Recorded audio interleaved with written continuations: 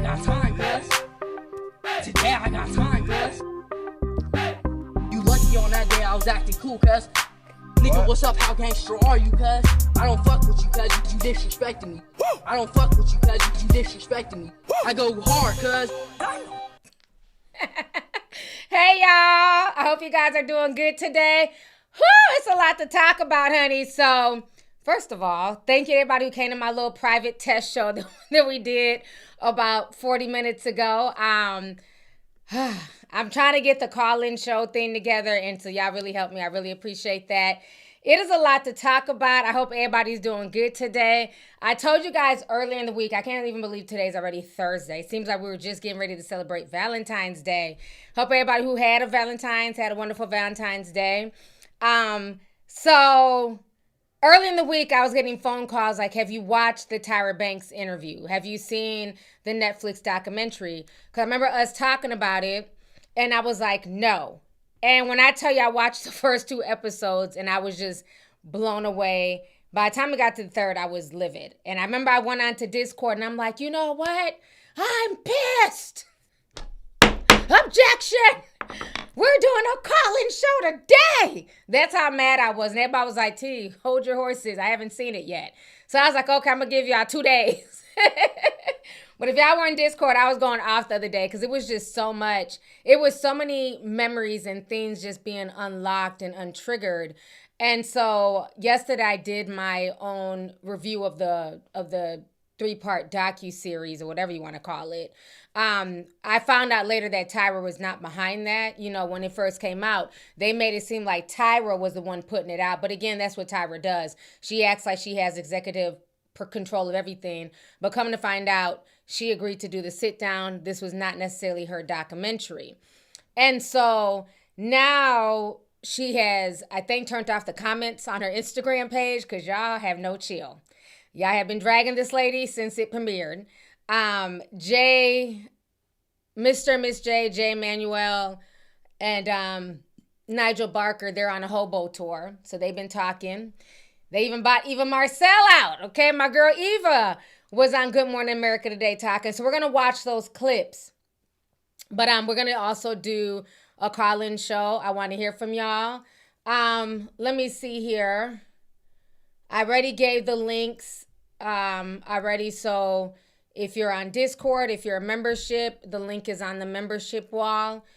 StreamYard only allows 6 calls at a time. So if it's full, just try back. As the people who are calling in, they're going to get 3 to 5 minutes to state their case. And then I got to remove them, bring on the next. So we're going to keep it, really flowing. But I'm excited to talk about it. I had a lot to get off my chest yesterday while going through the documentary. And also, can I ask a question? Because I noticed a few commenters got in their feelings because I said, when I see Danielle, I really loved her body because me and her had a similar frame, with Danielle being skinnier but top heavy. And it seemed like a few people took offense to that, which I always find it funny when people take offense to people being okay with being skinny.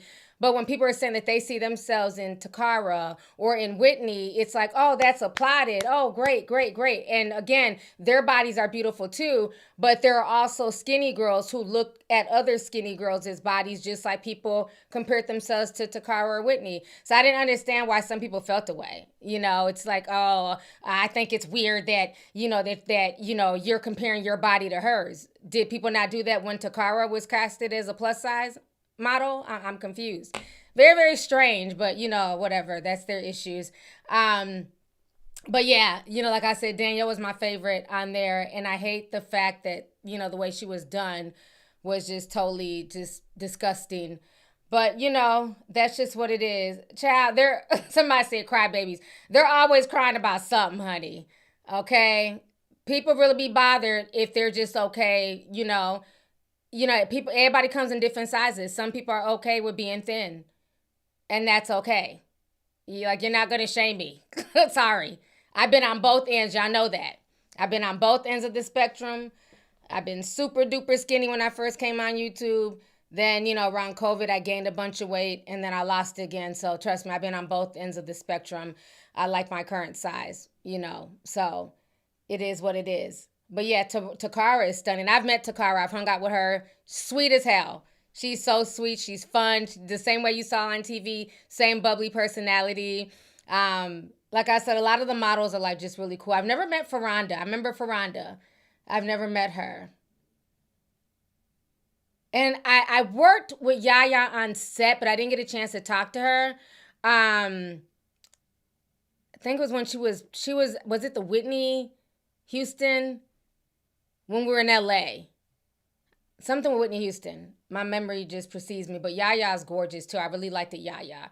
And I didn't like the way how they treated her too. Like they try to make her like the woke Afrocentric one, and they try to go in on the kente hat. Like it was a lot, like, like I said, this show unlocked a lot of memories for me that I had kind of tucked away. Because if you guys remember, before the documentary, I was like, you know what? I feel like Tyra Banks gets a bad shake. Everybody's always going in on Tyra. Y'all are looking at this from modern eyes. You know what I'm saying? Everybody was crazy in the early 2000s.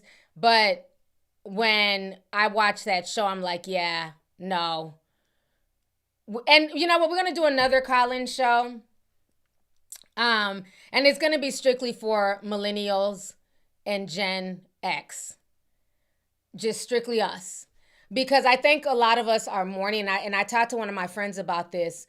I think a lot of us are mourning the falsehoods of our childhood.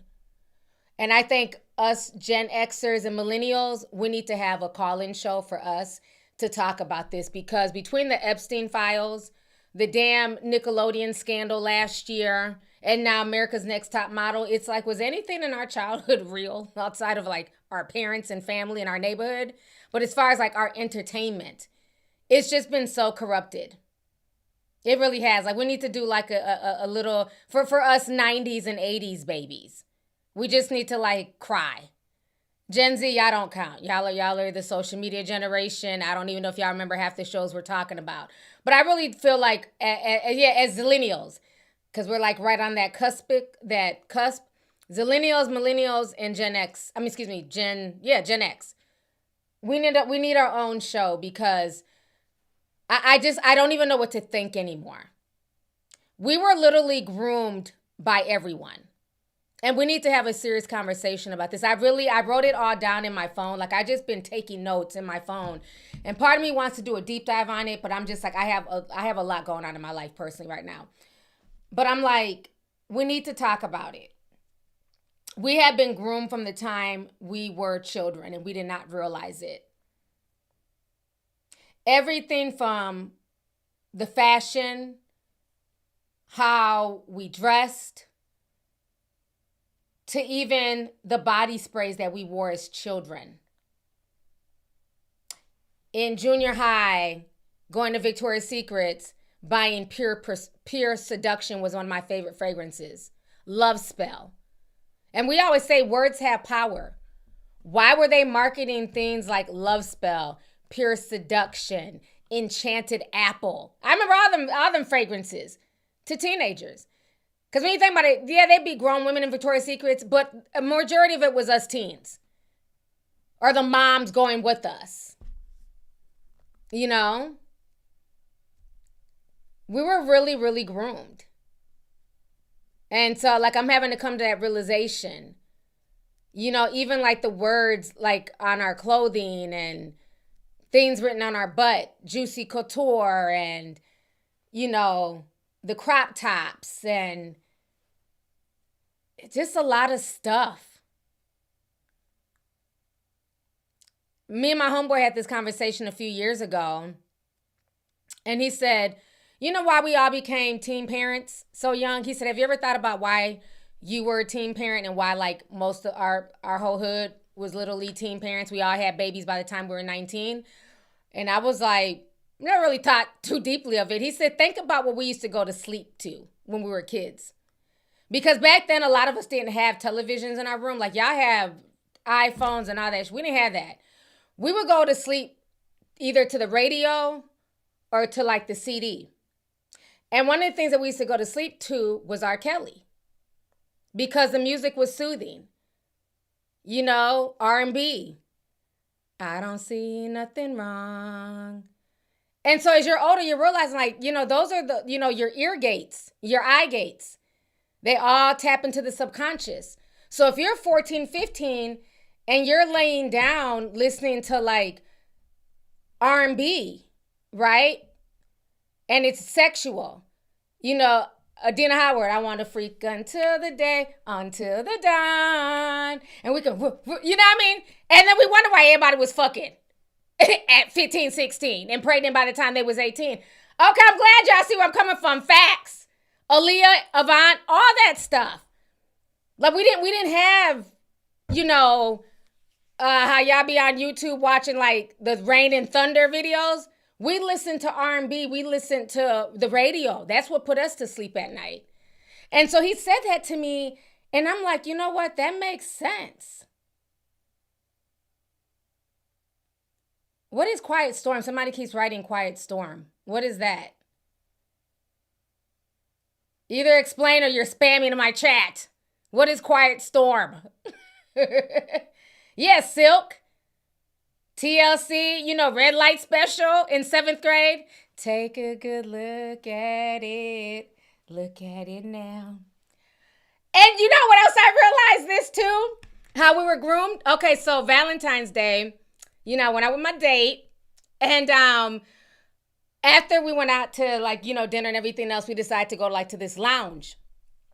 And Quiet Storm was slow jams. Oh, it was a radio programming in NYC. Oh, smooth jazz R&B. Okay, so that was an East Coast thing. Oh, because I'm like, I keep seeing people writing. I'm like, what is Quiet Storm? So that was for the East Coast. Oh, we're going to have a chat, y'all. Zillennials, millennials, and Gen X, we're going to have our own little time because we got to mourn. We got to mourn. So back to Valentine's Day. So we go to like this like lounge club thing, you know. And y'all know it's not a secret. I tend to date younger. And so I noticed in the club, and I kind of noticed it over the years, but didn't really pay no attention until we were out Valentine's Day. And I noticed how the younger generation dance and act on the dance floor versus my millennial ass. So with Gen Z, the girls are on one side and they're twerking, shaking their ass, doing stuff for like, they had their phone set up and, you know, they're, you know, ass cheek to ass cheek twerking. And, you know, it's cute. I'm just laughing at this. But all the guys are just over here in the corner, just not dancing. They're not dancing with each other. And so, you know, me and my date, I'm a millennial. We dance. We dance like nobody's watching. That's how we were raised. Dance like nobody's watching. Because back then, nobody, you know, wasn't no phones. And it was funny because if y'all have ever seen me dance, and I didn't realize this until like my kids brought it up to me one time. A lot of, you can tell how millennials dance versus millennials and Gen X versus Gen Z. We dance like low-key strippers. And I didn't realize it until I watched the Gen Z and they're just we grind and this is how we dance.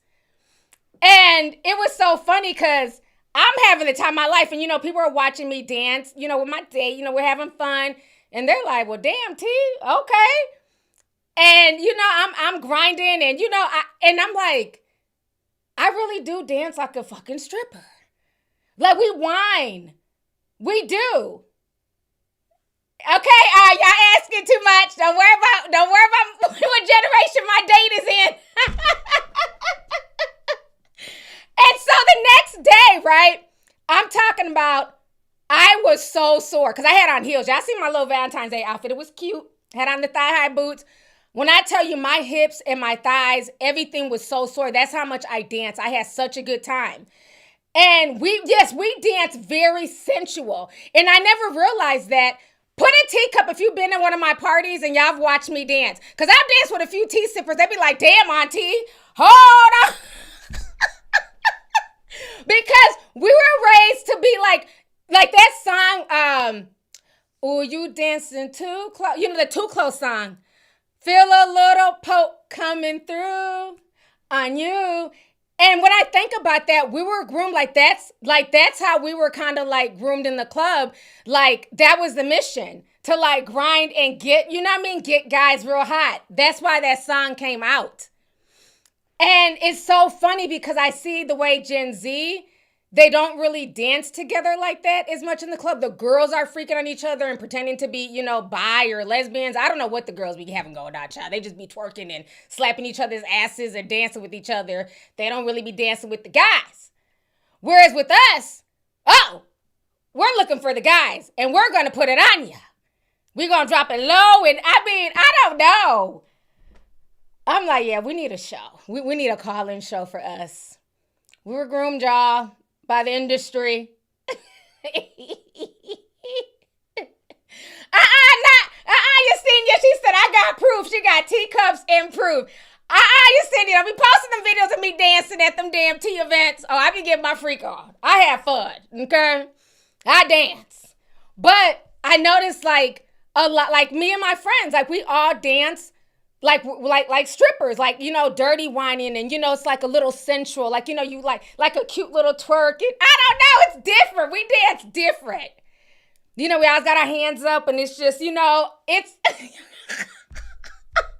can always tell how the aunties dance versus the new generation. And I remember when we was in Nashville, and remember I had the big old party bus, and I'm having my fun. I'm grinding, I'm whining. And my son was like, why do you dance like a stripper? I said, first of all, what do you know about the strip club? What strip club you been in? You know, as parents, you got to flip it back on your kids. First of all, y'all ain't got no business being in the damn strip club any damn way to know anything. He's like, why do you dance like a stripper? I'm like, I don't know. That's just how I dance. It's like somebody said with the tongue out and everything. So long story short, we will be having a call-in show. Zillennials, we got to talk. We've been through a lot. We've been groomed. And I'm seeing it now. This is why a lot of us were teen parents. This is why a lot of us still dance like strippers till this day. Okay? The music. Like all that fast twerking stuff, that's Gen Z. I'm here for it. I love seeing the girls in the dance twerk. I mean, in the club twerking and having their fun. It's cute. I enjoy it. But, you know, compared to how we dance, we dance. We're going to have fun. We're going to have on heels. We're not in the club twerking in sneakers. They all had on sneakers. I was like, what the hell? Yeah, them knees, honey. We going to get low. So, yeah, we're going to do that call-in show. We got to talk. We have to talk. It's been a lot of stuff. I've been just taking notes since this whole Epstein situation. Now that I know who was behind our childhood, I got some beef with you, sir. Okay? Oh, my gosh. All right, so let me go ahead. We're going to watch 2 videos. No, 3. And then we're going to start taking calls. Let's see, how long have I been on? Let me check. Okay, cool. We got plenty of time. Let's see here. Yella 5A. Hold on. Yella 85 time. Send $5. Says, don't forget BET Uncut at 2 a.m. Oh, yeah. In the early 2000s, BET Uncut. Nelly and that damn credit card swipe. If you know, you know. Okay? Hoo-wee.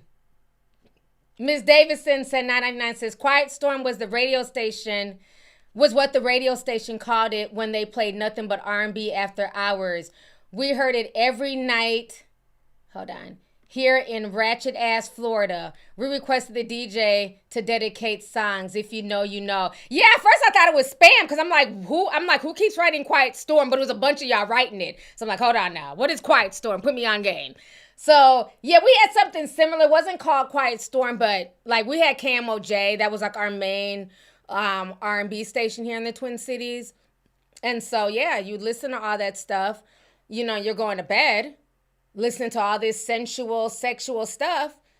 Then you wonder why everybody's, you know, having sex underneath the staircases and in the damn closets and stuff. Stories I heard. I don't know. But yeah, like my boy brought that up to me, and I thought it was like, it made sense.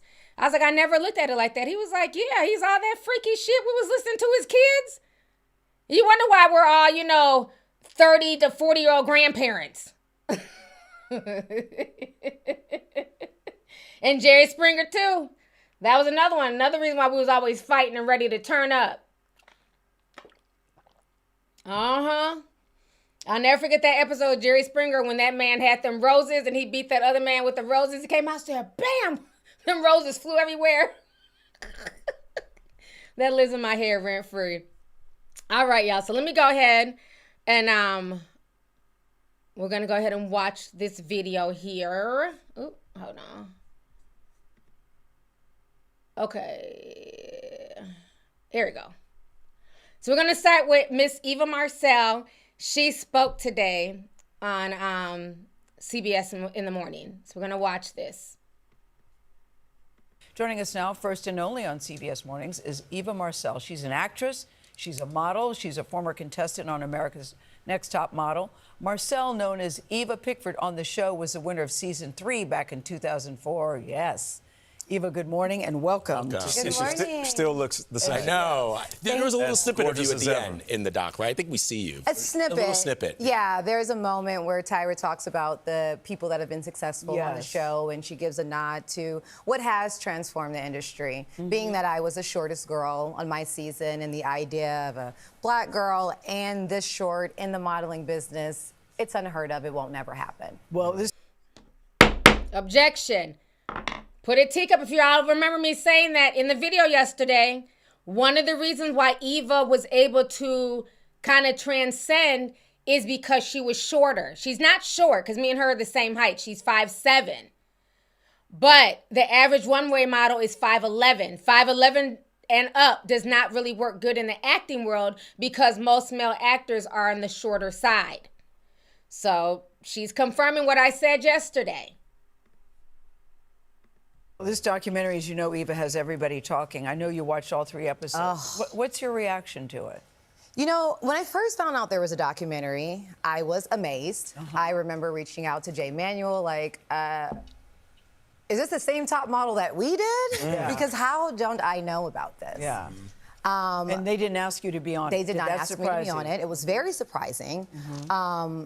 And then I watched it. And after I watched it, I was gobsmacked. I was in awe. I told Jay my mouth was wide open. To be a part of a club and not know what's going on in the club is crazy. What exactly was it troubling to you? Was it, when you say gobsmacked? And what gobsmacked surprised can you? mean one can be great, or it could be something that, oh my God. Amazingly horrifying for the stories. I've lived my experience. I've walked in my shoes. And though there is a level of relatability, one would assume someone having walked in the same shoes, I had no idea. Like, absolutely no idea. I have been asked about Tyra for 21 years. Yeah. No matter what project I'm doing, what I'm involved in, somehow Top Model finds its way in my interview. Because it's part of your resume, part of your life. It is. It's absolutely a part of my life. But I didn't understand why it was such a topic every time I interviewed with someone. I'm done 154 projects since Top Model. It's been 21 years. But when you look back at the show, what stands out to you? What stood out to me was how young these women were, these girls were at the time. What stood out to you? How young we were, looking at young me, the hopefulness in my eyes, and seeing that in all the other contestants. What stood out was everything I didn't know before me. Was it just a show to you? Did it? It was a competition. Let's talk about that, yeah. This was a competition. This was an opportunity for me to win $100,000 and to show the world that even though I'm shorter, even though I'm not your average looking model, I have the goods. I have the chops. I've been vouched by Tyra. I've been put through the rigors. I mean, we did a 2.5-month boot camp. But the reality to you now is it different? It was a television show. I learned later with a competition in it, but it was absolutely a TV show. So Eva, let me ask you, the docuseries, you say you were in awe when you watched it because you didn't know what was going on behind the scenes, but it details many controversial moments, from the alleged sexual assault that happened to eating disorders to models being put in blackface, or one model who was people who were bullied, and incredibly troubling, one model whose mother was shot in a violent act was then asked to replicate that in a photo shoot. Horrible. Do you think that the judges and the producers had a role in creating this type of environment, even if you never saw it? Absolutely. That environment could not exist without producers aiding and abetting what was going on. I've done reality now on every level. Yeah. Housewives. I mean, I don't know what's going on in someone's life unless the producers tell me. It's a part of how this thing works. At the time, we were kids trying to find our dreams realized and actualized by a woman that we believed could do that for us. And if she could see it in us, then the world would see it in us, because the world sees it in her. So it was just a TV show. To win a competition. Yeah, and we appreciate you coming in and adding a little bit more texture to this very layered conversation about this show. But as you mentioned, you have done so many projects after America's Top Model, BET. So you guys heard what Eva had to say, you know, and Eva, she's still gorgeous to this day, Eva the diva. You know, again, like I said, I feel like the reason why she was able to kind of segue, because a lot of people say, well, she only got as far as she did because she was a winner. Well, Danielle was also a winner. You know what I mean? But we also have to take into consideration, too, Eva and Danielle have two totally different looks. Danielle looks very unambiguous. She's very tall, thin, you know, beautiful. Eva, of course, she's a black woman, but she, you know, she has the eye. She looks like a mini Tyra. So I think that also helped her look-wise, especially being that Tyra was so popular back then. It's almost like having another mini version of Tyra, you know, on set look-wise. You know, but Eva has been very successful. She's done a lot. You know, her show that she has now on BET is been running for like 5 years. So she's been doing her thing. So I'm glad that she did come on and speak about it. But I also feel like she knows a lot of the stuff that has been said about Tyra over the years, because I've heard her say things before saying that you can't look at America's Next Top Model through today's lenses, because of course things are going to look bad. So this is not the first time she's had this conversation, because I remember her doing other interviews saying that. So let's go ahead and see this second clip here with the judges, or the ex-judges. It's a little difficult for me to talk about production because that's not my territory. We were all rooting for you. But I did become a master editor. Look at this waist. You have the smallest waist in the world. Yeah, there's some dumb Tyra, she seems to struggle with taking accountability. She essentially blames the viewers. You guys were demanding it. The viewers wanted more and more. I believe Tyra believes that statement to be true. She can tiptoe and dance around story and saying, oh, story's not my department. She was very involved in story. I'm just gonna say that. I do think that regardless of whether someone asks for something or wants it, again, acting as an adult that's responsible, you also say no to certain things, even when they want it, right? Mom and Dad, we say no. Tyra, did she have any creative control in this docuseries? None. Zero. Tyra had no creative control. Hindsight is 20/20 for all of us. It just so happens that a lot of the things that are 20/20 for me happened in front of the world. Tyra in the hot seat, the 52-year-old actually apologizing several times over the 3-episode docuseries, which was shot a year ago. Once to the contestant she pressured to close a gap in her teeth. There were agents that would tell me she will not work with those teeth. It's just not gonna happen. That's what they told me. Who came up with what each of the makeovers would be? It was absolutely Tyra. I literally still I don't understand the teeth thing, because Laura Stone was like the most popular gap-toothed white girl. So like, why are they acting like Danielle was missing her 2 front teeth? It's just weird. It seems like that's like the hill that Tyra wants to die on, is about this gap, and all these agents calling her like, oh no, how dare you bring us a girl with the gap? Meanwhile, Laura Stone had a gap in her mouth and she was the hottest thing around that time. Insane. Another moment Tyra admits went too far. We were all rooting for you. How dare you? I lost it. It was probably bigger than her. Clearly, she had a sort of a snap, and that was it. And I actually thought they were going to stop it. It was the same rules for everybody. If you're going to go off the rails, we're going to allow it, and we're going to film it, and we're going to put it on TV. And when it comes to the outrageous, over-the-top photo shoots, remember the tarantulas, the meat outfits, coffins, and crime scenes? I absolutely believe the intention behind the show got lost. I think it's clear in the documentary.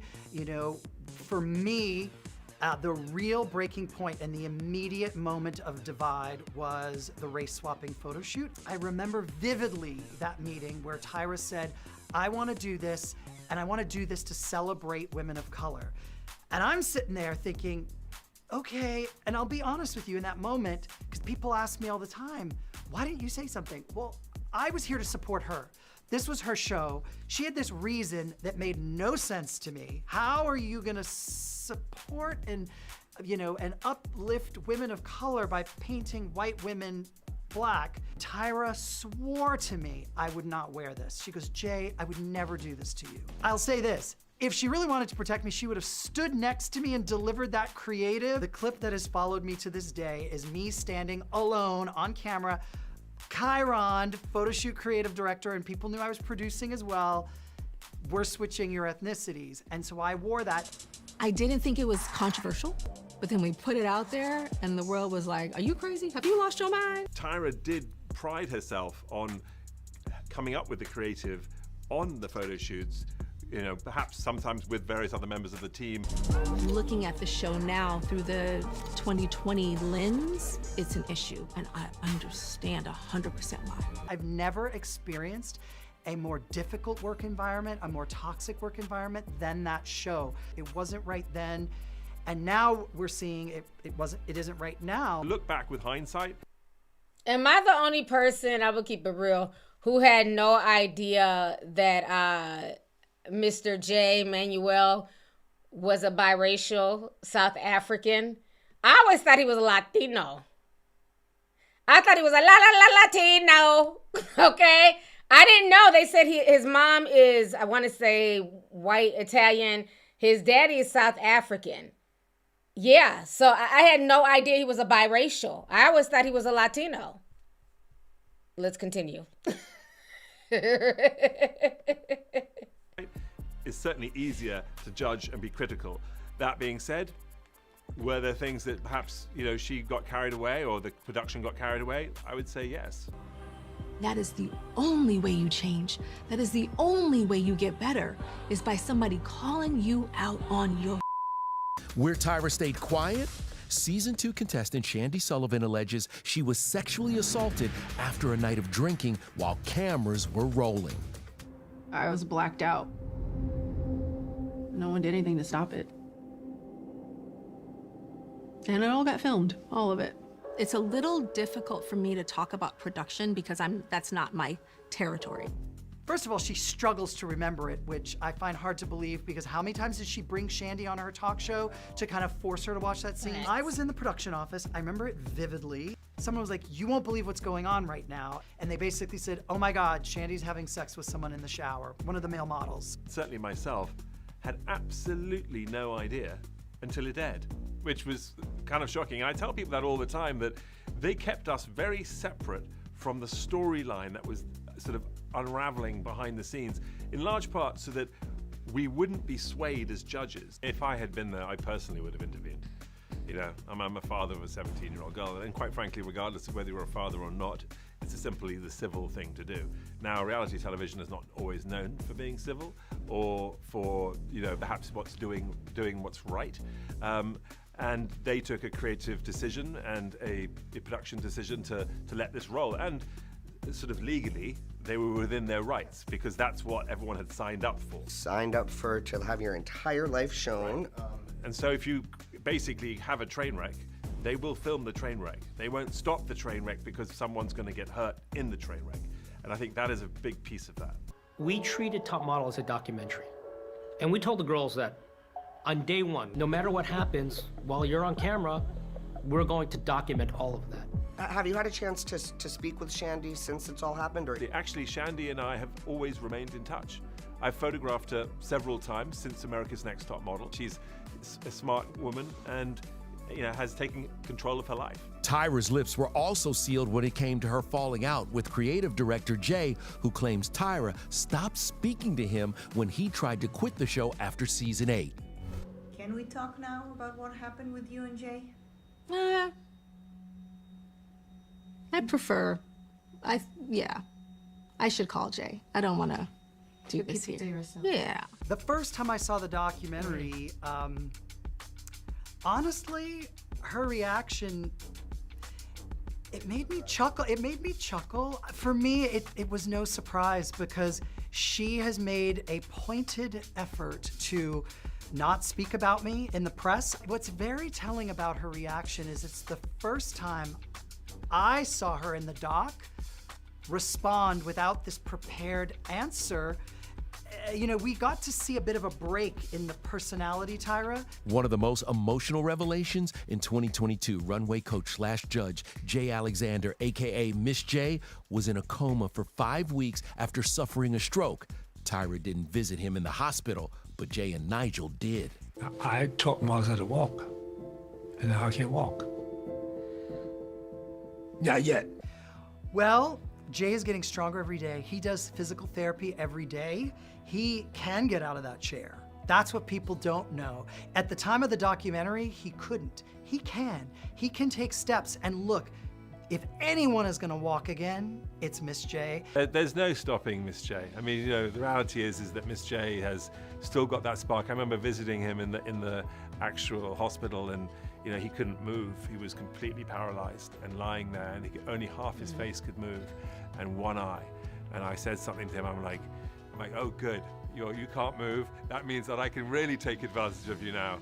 And he looked at me with his one eye, and he opened it, and he rolled his one eye, and I'm like, okay, you're still there.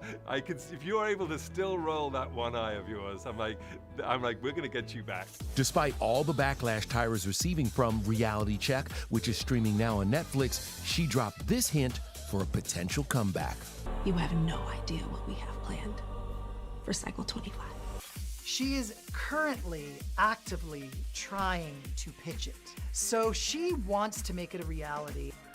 Do you think the show can really come back ever in 2026? No one has called me, and no one's called the Jays, from what I've heard from either of them. Without the three of us, good luck. All right, so y'all just saw that. Again, it says a lot about Tyra that she just basically left Nigel and the two Jays by the wayside, almost as if they never existed, which is just a shame because they really helped her with the show. They were the backbone of this show. So now we're going to go ahead and start taking calls. Let me go ahead and get that set up here. So if you want to call in, the link has been provided. So we're going to start with the first few people. And you only have 3 to 5 minutes.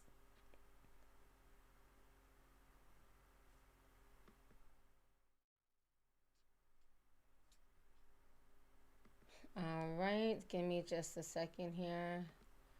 Add myself to the stage. Okay, Rose. You're on the stage.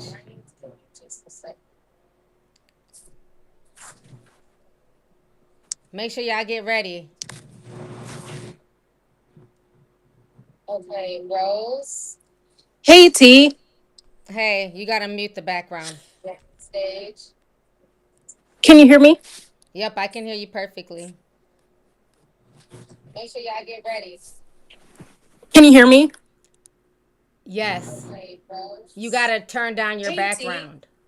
Okay, you gotta mute the background. Okay, we gotta move to the next person. Okay, Secret Soldier, make sure your background is muted. Hello, can you hear me? I can. How are you? I'm good. How are you? I'm doing good. What do you think about the documentary? Uh, Auntie, I got so many thoughts. You got 3 to Like, 5 minutes. okay, well, I really hate how they did our girl Dion because I had no idea that her mom had experienced that. And then for them to be like, oh yeah, we're gonna do a photo shoot with you like getting shot in the head. I don't know if I can say that on YouTube. And I was like, damn, that's kind of effed up. And then, do you remember the season? I'm sorry, my son's in the background crying. But remember the season where they had that girl in the pool and she had hypothermia? Yeah. That was effed up too. Like, I'm sorry, but Tyra is a hazel eye monster. Not a hazel eye monster. She is like just like the Green Eye Bandits, like Robin and Giselle from Potomac, but she belonged in the same group. So I really hate how she did the girls. None of the girls were really fat. They just had a little meat on them. It's just, and I really hate how she did the boys. Like they really was riding for her, but and I then her never show was. watched The Boys. I tuned out Well, once no, they like started I'm bringing saying, in the boys like on there. Are you talking about no, the Jays and Nigel? yeah, the Jays, Okay. and I'm just like, Miss J had a whole stroke, and it took you. You still haven't texted him or called him. Like, what if he were to pass? You know what I'm saying? Right. So that's all I have to say. Thank you for having me on. I'm so excited. All right, sis. Thank you for calling in. Bye. Bye. Okay, let me go ahead and bring on Ojo. Hope I said that right. Ojo O. Hey T, how are you? I'm It's doing actually great. Ogo, Ogo. Oh, that's pretty. I like that. another Ogo. Nigerian. All right. So what do you think about the show? Actually, I was kind of upset because I was one of those people that honestly fell for the nice Tyra persona. I thought Naomi Campbell hated her, that Tyra was sweet, everybody loved her. I was bamboozled watching this, and I heard the rumors that people said over the years, but I just thought, people maybe over exaggerate or there's more to the story. I truly believe that Tyra was a nice person. This documentary made me do a 180. Like, this woman is evil, and I'm even upset that I had to agree on something with Naomi Campbell. It seems like she was telling the truth, and I just hope and pray that Shandy can sue in some way. That woman needs some sort of reparations. Because I know, like in your other video, you said that you don't think that the guy raped her because he was drunk too. But I have to disagree with you there because Shandy was blacked out drunk. She was non-responsive. He was functioning. Yeah, he was drinking, but he was functioning. He knew exactly what he was doing as far as like she was not moving, and yet he continued to do it. So to me, I still consider that a sexual rape. But again, I understand we're looking at it in today's lens, but just to think that somebody profited from that, that's awful. And I understand that Tyra's scared of the legal aspect, and that's why she doesn't want to take culpability, but she could have had some empathy for that girl. And the fact that even seeing she tried to act everything, like she didn't even know who she was. Like, who? yes, I didn't like how that do at you all. not remember that? Yeah. How? And then I'm sure she's gone back and seen something, and she still didn't apologize. And even now that it's been released and with all the backlash, has she even released a statement saying, "I'm so sorry, I should have done better"? Like, No, that woman is she turned awful. off her comments. That's her statement. No comments Yeah, on like, IG. what type of person is that? What type of a woman is that? And she was in the industry, so I know she's been through some sort of assault. Like, you had no empathy for that girl. Now, let me ask Yeah. you this, because there were several commenters on the video that I did yesterday that said that they don't feel bad for Shandy. She's grown. She was old enough to drink, and she chose to drink 2 bottles of wine. So where's her responsibility? How do you feel about people? Because there are people who are saying that as well on social media, that that's on Shandy for getting drunk. Well, sometimes you don't know your limit. I mean, and then, to me, that's almost like blaming the victim. yes, she made him. She shouldn't have drank as much as she did. But the fact of the matter is, somebody should not have been on top of her when she's non-responsive. And if people were witnessing it, they should have stopped it. There has to be her drinking does not outweigh what was done to her. And also, she was 18, right? No, she So was 21. she was. She was 21. Oh, she was 21. Mhm. But even still, even at 21, I was drinking and I didn't know my limits. Like, I don't blame her for that. Rape is rape.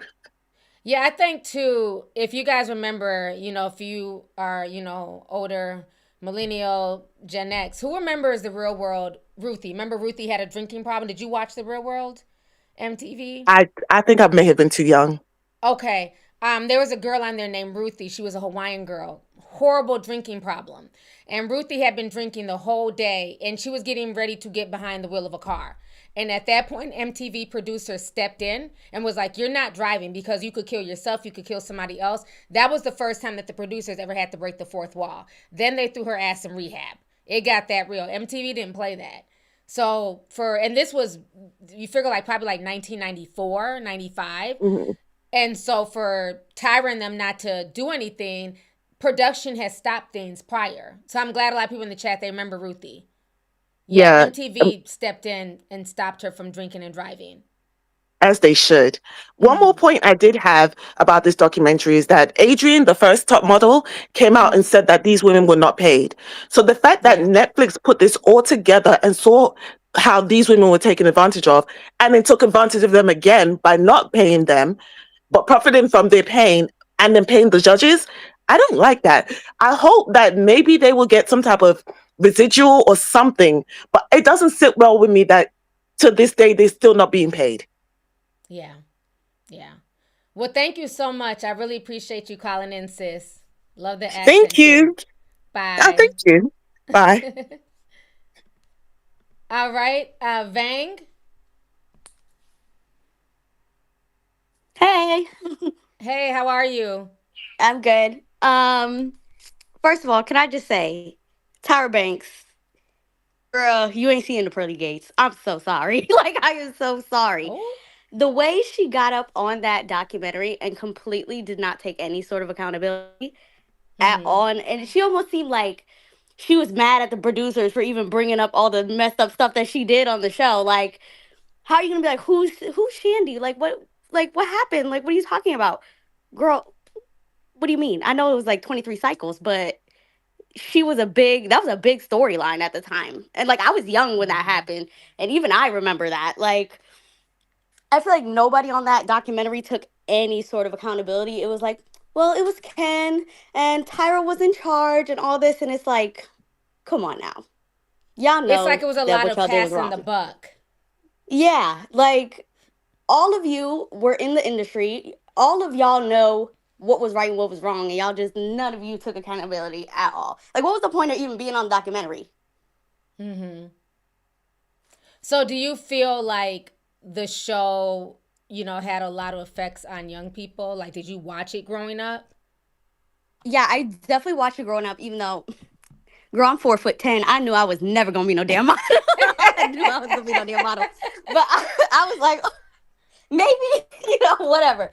I watched it, and honestly, it really, they glamorized the modeling industry for me. I was like, oh my God, it looks so fun. It looks like it's such a good time. And I feel like it may have influenced a lot of girls my age to pursue it, not knowing what modeling actually is and all the messed up stuff that actually goes down behind the scenes. No, I definitely agree. Well, thank you so much for calling in. It was good talking to you. You too. Bye. Bye. All right, Gabby. Hi. Hey, beautiful. How are you? I'm finding you. Good. Oh, you got a gap. Yeah. I love it. I love it. Thank you. Thank you. I just want to say that I love you so much. Thank you. You're my source of news. So that whole ET and the Sherry Shepherd interview for me was just why are they going on this hobo tour? It's I don't want their message to get lost. For me, I felt even though they seem to be I how can I say, all three of the guys, right? They seem to be very remorseful. It seems like this is like their redemption arc for me. So it's like, but I don't want their message, their truth to get lost because of the whole attention about the documentary. You know what I mean? Like I don't want it to I don't want it to get lost. And I thought he was gonna talk about Tyra's alter ego yesterday in the show. I found that to be very cringe with the yellow hair. I'm like, yo, what's that about? Like, I'm confused. Yeah, she just like the last caller said, like she's not gonna enter the pearly gates because she was very oblivious to it all. That whole Shandy So how did thing, you feel it as a young woman with the gap? How did you feel about the Danielle situation?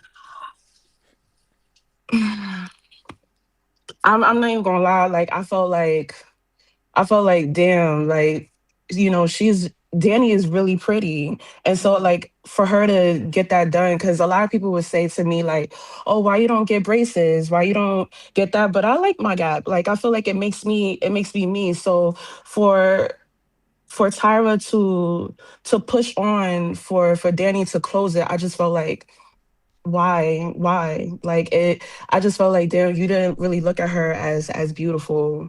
And then so in turn it made me feel like maybe I need to close my gap, you know, making me second guess myself, like, you know, because before she did the show I always found Tyra to be regal. Like, you know, she was one of, yeah, like very like, and so but I knew she had a nasty attitude because I remember, like, I think it was like her first year of her Tyra show. Me and like two other people, we went to her show, and this was when Jamie Foxx was the special guest performing "Blame It." If you know, you know. So and one of the cuts, one of the cuts, like the commercial break, you know, people were like, "Oh my God, Tyra, Tyra," and then people were fixing her hair, and then she was just like that. I'm just like, yo, like, is she like, is you cool, sis? You know? So I'm sorry, I'm from the Bronx. Like when you was out here the last time, I was like, oh my gosh, I hope she does like a mini meet and greet, but you didn't do that. I had a good time in New York. I'm gonna definitely be back. I will. I hope so. I hope Thank so. you so But much yeah, for calling in. I no appreciate you. problem. All No right, bye, problem. sis.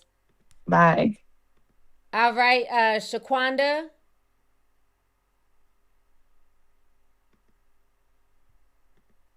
Okay, looks like Shaquanda's not ready. Univirgo. Put that down. Hey T. Oh, can you hear me, T? Yes, you're on live here. Hey girl, I know I'm online. I'm gonna be good, but this was our this was our childhood, and I could not wait to speak about it because I just wanted to mention because somebody had already said something about the Shandy thing. When she dismissed, I want to start with that. When she dismissed the way Shandy went through what she went through, and she What is? said Hold on, you got beeping in your background. it stopped beeping. Okay, Um, all right. yeah, so when she dismissed that and she said that I'm sorry, boo boo. She's like, I just want to say I don't remember that, but I'm sorry, boo boo. Ain't nobody mentioned that, but that sorry, boo boo, tell me everything I need to know. She knew what she knew what Shandy went through. She remembered that story. She did not forget it, but she just did not want to take responsibility for it. I had to kind of go do a deep dive because I'm like, why is Tyra doing this? Because she kind of wasted our time. Like, I was looking for you to accept accountability for your actions. Yeah, And there was I no was thinking, accountability. yeah, and I remembered that like before the what do you call it? Before COVID, I was looking forward to her. She was opening up Model Land. I don't know if you remembered that, but it was like it was supposed to be an experience for everybody who didn't get to go. Like I was a person who actually went and tried out for America's Next Top Model like 3 times. I walked in front of the judges. I was a 5'5.5". Yes, I was 5'5.5" back then. I was barely like the age that you could be to even try out, but I did that because nobody could sort me. You know, here in Boston, we did like she had tryouts here in Boston, and Was so there like I did that. thousands of girls? There was like hundreds Oh of yeah, girls I there. waited for hours in line. I was hungry. I was tired. I waited with my best friend. We waited for hours. We ate. We sat there. And one time I got to the judges. The other times we like didn't even get to see the judges. That's how long many people was. It was like we had enough calls for the day. But then this one time I did get to see the judges and I walked in front of them and they was like, thank you. And I was like, I hope they call me. And they didn't get to tell my story. But if I had to be able to tell a story, I think I know I would have been a story that they wanted to hear, but they didn't give me that chance. But I mean, every rejection is a protection. So I feel like now I'm protected because it seems like they use what I noticed from this documentary that they took a lot of those people's things, like things I would have said for my story to make it strong, what I would have thought people would have resonated with. They would have probably used it against me as some type of thing because when they did that homegirl in the with her mother, that was like, yeah, if they knew my trauma, they would have definitely used that against me. And I would have been thinking I was going to be bringing my family up. I was going to be a top model. I was coming from the hood. I was going to come up in something, you know what I mean? But the way that and that's also what I want to speak about. The way that I have a gap and the way that she did Danny and made her close it, I was just like, oh, Danny, don't do it. I remember watching it because I have a gap. And I was like, when I make it into my modelhood, that's what's going to make me stand out from everybody else because everybody else's teeth are normal. And I didn't see many gaps around me like that. Like that was different. So I was like, Danny, don't do it.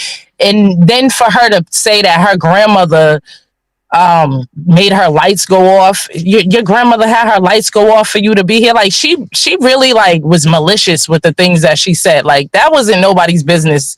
You know what I mean? To know that her struggle was that deep, that her grandmother had to have her lights go off, like coming from the hood and seeing her gap. And she was like, when I looked at Danny, I looked at her looking at me as a black girl. I was like, I can be her. The one about the grandmother with the lights off, that was Tiffany. That was when Tyra. Oh, Tiffany. Oh, yeah. Okay, sorry. I'm just conflating both of them. Sorry. Because she did us. I feel like even Ebony, I felt like she should have been protected in how they didn't do her right with the hair. Like, as a black girl, I realized, like, through watching this, like, a lot of my insecurities growing up came from this show because I did revere Tyra as somebody like a black girl doing something and she's doing something for us and she's out to make it like for the five and like even Eva being out, I was like, yes, I'm a shorty like Eva. So I'm like, I'm going to be able to make it because I was getting all these no's and all I want to be is a model. But yeah, like I'm glad I didn't have to. I did have my taste of that experience of life. I modeled. I wasn't a bottle girl, but I was in the clubs back in the day, just being there, getting paid to be cute. And when I didn't wear heels and I didn't do the things that they wanted me to do, I did get chastised about it. Like they didn't like that. They wanted you to look a certain way. I have been told I was acting, if you had better skin, if you didn't have this acne, you would have more gigs. Like I've understood all these girls. So I did cry a lot about this documentary and it did not make Tyra look the best. And it just made me sad about a lot of what everybody had to go through about it. So that was my take on it. It was our year. That was our era. You know, I was young. I was at first when it came out, I was too young, but then I had a child. Then my mother still allowed me to go out there and like go do this dream. And then somebody blocked it. But a lot of the way I went out to the club, the way I smized and posed in pictures as I grew up was contributed to Top Model and Tyra. So I definitely want to get in on this conversation because I'm that old. So yeah, all right. Thank you for giving me the opportunity, T. Definitely. We'll talk to you later. Thank you, sis. Later. All right, Lucy. Hey T, can you hear me? I can. How are you? I'm good. In the middle of a workout. Let me pause it right quick because I had thoughts. Child, y'all are doing everything tonight. Listen, sis, I had working out, feeding babies. I was on that treadmill. Let me pause this watch real quick. Okay. So what did you think about the documentary? Oh, see, I sat up in my bed. I was watching it the other night. Actually, the night before you did the live or the video. And I was bawling like a newborn baby. Like, this stuff really broke my heart.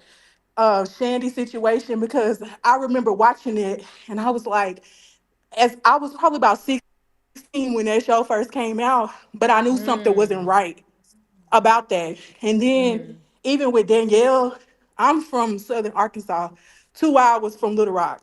So she was like our home state. hero, at least to me, So watching y'all were America's really Next Top rooting for her Model. being from Arkansas. What? And I have one of my best friends, her name is also Danielle. They look very much alike, like they could be, if not first cousins, sisters. Okay. So I was like, to see how she treated her, how she treated Ebony, how she treated Kenya, how she treated the unambiguous black girls on that show, it made me side eye her when she brought Naomi Campbell on her show all those years later and chastised her for being so mean to her and how she treated her in the industry for you to go around, turn around and do the same thing to people who look like you. It almost gave me like, as an adult working in corporate America, having a black woman supervisor. I root for us, don't get me wrong, but if you ever worked under a black woman supervisor, you know they can be harder on us than they will on other people. And that's what it gave to me, like rewatching it as an adult. And I kind of checked out after Eva's season because I just didn't like how she treated us. Like she didn't seem as like a very nice person. And I'm like, I don't know this lady personally, but I just didn't like how she was moving. And I used to love me some Tyra, especially what was that Disney movie she did? And she was a Barbie doll, came to life, and the things. That was I like my forget the name of movie. that. But yeah, that was my movie growing up. So I used to love me some Tyra Banks, but you know, they say never quote unquote meet your heroes. I wouldn't say she was my hero, but I see her a black woman winning and I root for us. And I said I root for everybody else. So, you know, everybody gotta win, yay. But specifically for us and just to see how she treated us on her show, especially how she did my home state girl, Danielle. Oh, I didn't rock with that. I didn't rock with it. Well, thank you so much for calling in, Lucy. I appreciate your commentary. Right on. Thank you. All right, you're welcome. Okay, we got Ken. How are you? Can you hear me? I can. Hey T, I'm one of your mods actually. Okay. Nice to meet But I you. just actually wanted to talk about. I think for me, what I noticed with America's Next Top Model, because I watched it too when I was in high school, and one of the things I noticed was that at least now compared to back then, was that Tyra Banks, she was very hypocritical. She didn't really like. She gave, all sorts of, advice and, things like that. But I feel like she never really followed a lot of them. And one of the ones in particular, especially after watching your last video where you were talking about how she showed the video where she was talking about, I guess, the ET or something about the little ice cream thing that she's doing and how she's giving a speech about how she doesn't want her legacy to be, being a model, a supermodel. She wants it to be ice cream.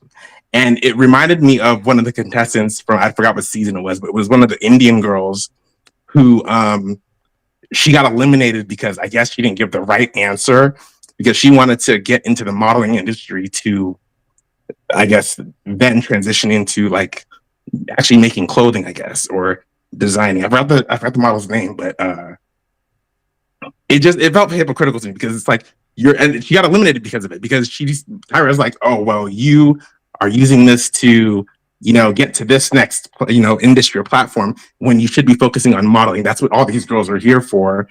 But fast forward and you're now telling us, well, you don't want your legacy to be modeling the industry that made you who you are. Instead, you want to be known for making hot ice cream, basically warm milk. Right, exactly. That's what you want to be known for. So to me, it's just like, that's kind of hypocritical, like if she wants to use that for a stepping stone because she wanted to get into manufacturing and then put, her people on. I thought that was pretty admirable, but People said it was to me, Julie in Cycle 3. Julie. I think, yeah, yes, it was her name, Julie. Was it Julie? Julie or Anchel. I don't remember Anchel being the Indian. I know Anshul, yes, but I think it was after Anshul. I think it was a couple seasons after Anshul. I think her name was Julie or something like that. Yeah, but that was her goal, and I thought it was commendable. But they got her eliminated. And then the last thing, I guess I would say is for me, I think the turning point when I started looking at Tyra a bit differently was during that whole scene during the judging panel with Yaya and the hat. Yeah. And I felt like they set her up.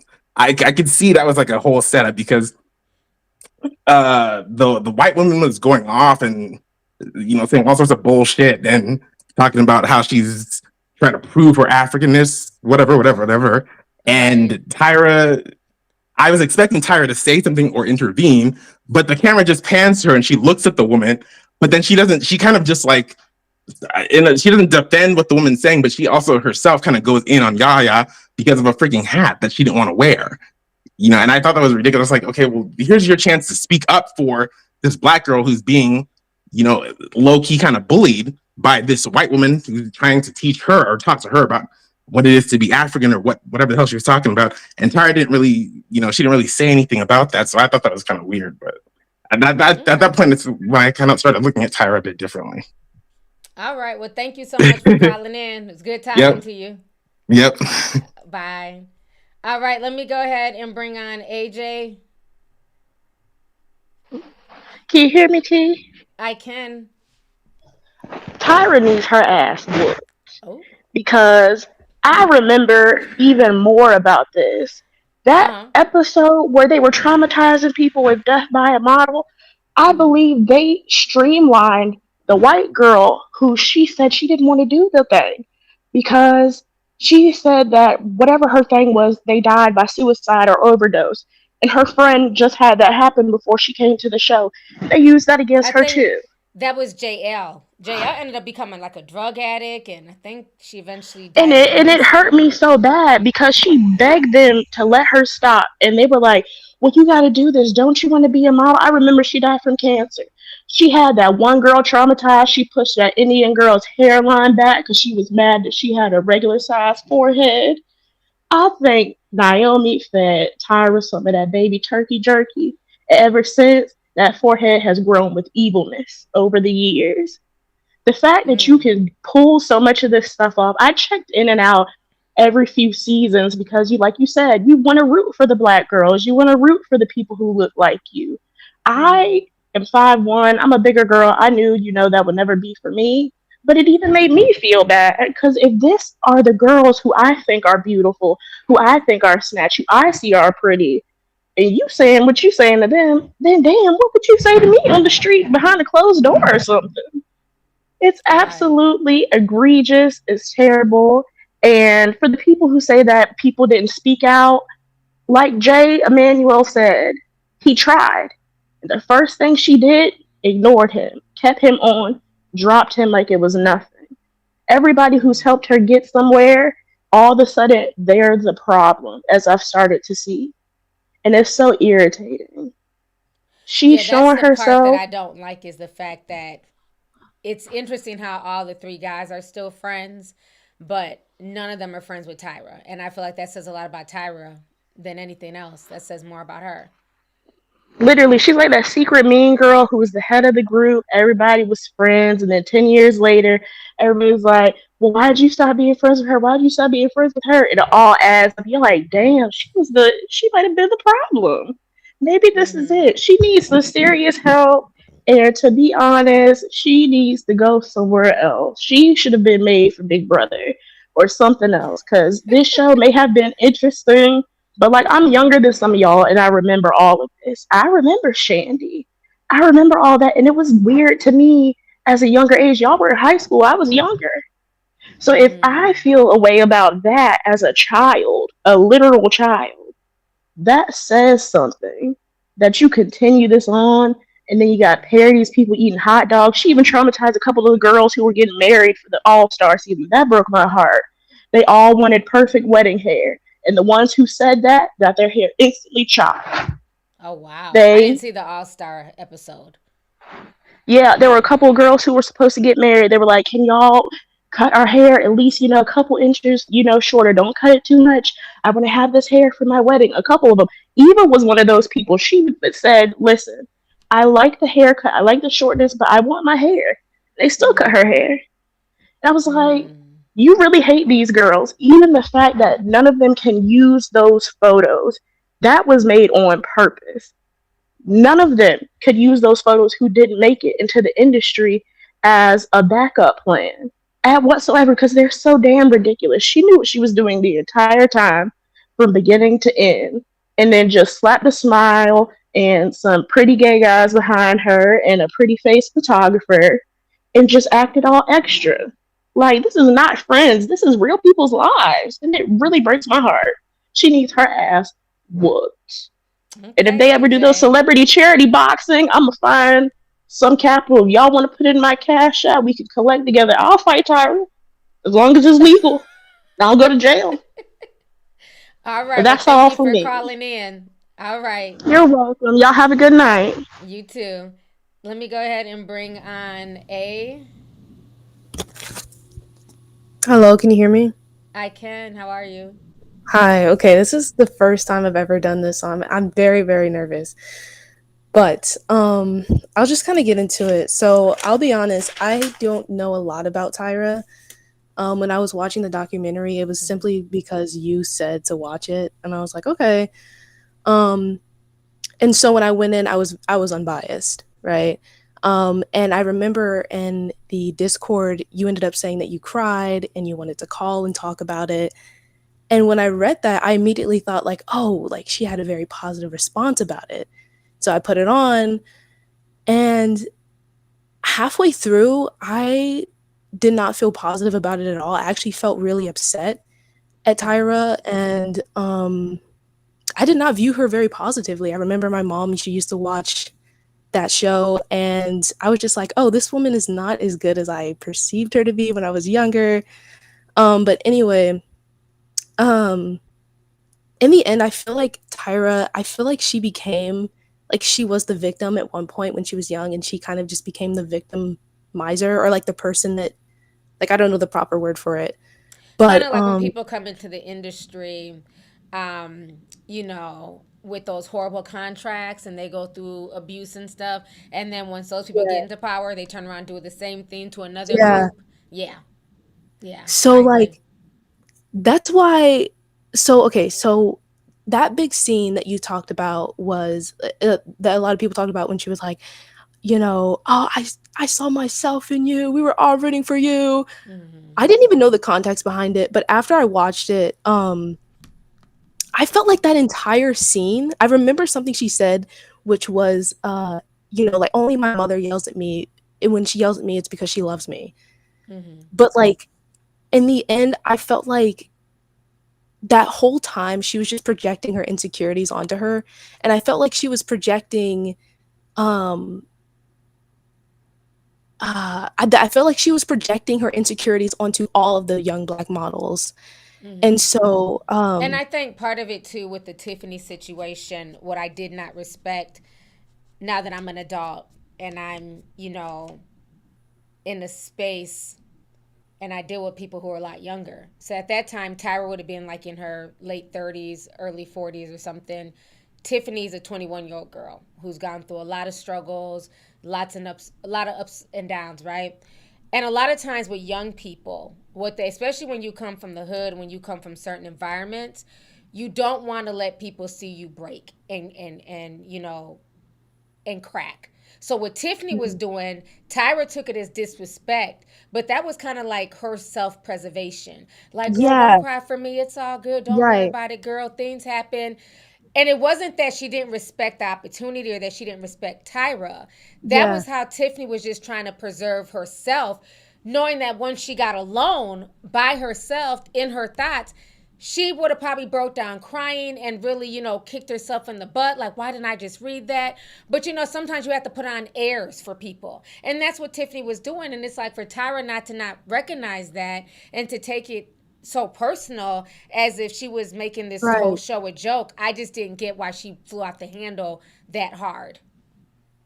Yeah, and I did recognize that, like, I felt like her kind of checking out was that self-preservation, and Yeah. because personally for me, I would have checked out too. I would have said, "To hell with this, like, this just doesn't seem like something that's going to have a good return in the end, like, it just isn't worth it." And so, going back to what I was saying, um, I feel like when she like, the way she treated the Black models, it made me feel like the whole time I was thinking like this woman is racist.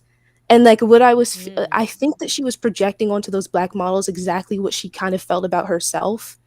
And like all the negative things that other people made her feel about herself as a Black woman, about her body, about her skin color, she was I feel like she was projecting that onto those black models. And so, um,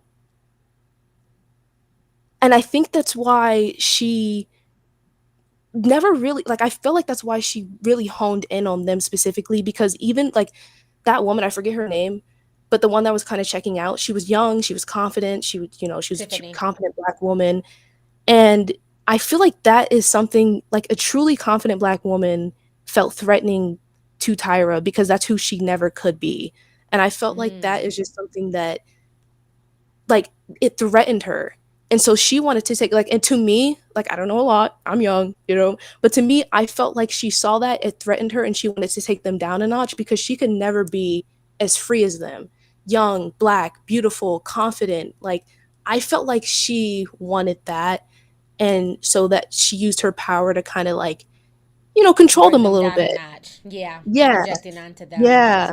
Okay. And Well, thank you so much for so, calling in. We got yeah, to get to the next caller, but you made some really good points. I appreciate you. absolutely. All right. Bye. Ellie, go ahead and unmute your microphone. Hey T, Hey, how are you? I am so good. I have been following you since you had your like original like "Isn't she lovely" intro. So it is so exciting to get to talk to you. All right, we got an OG tea sipper in the house. All right. So what you think about um, the doc?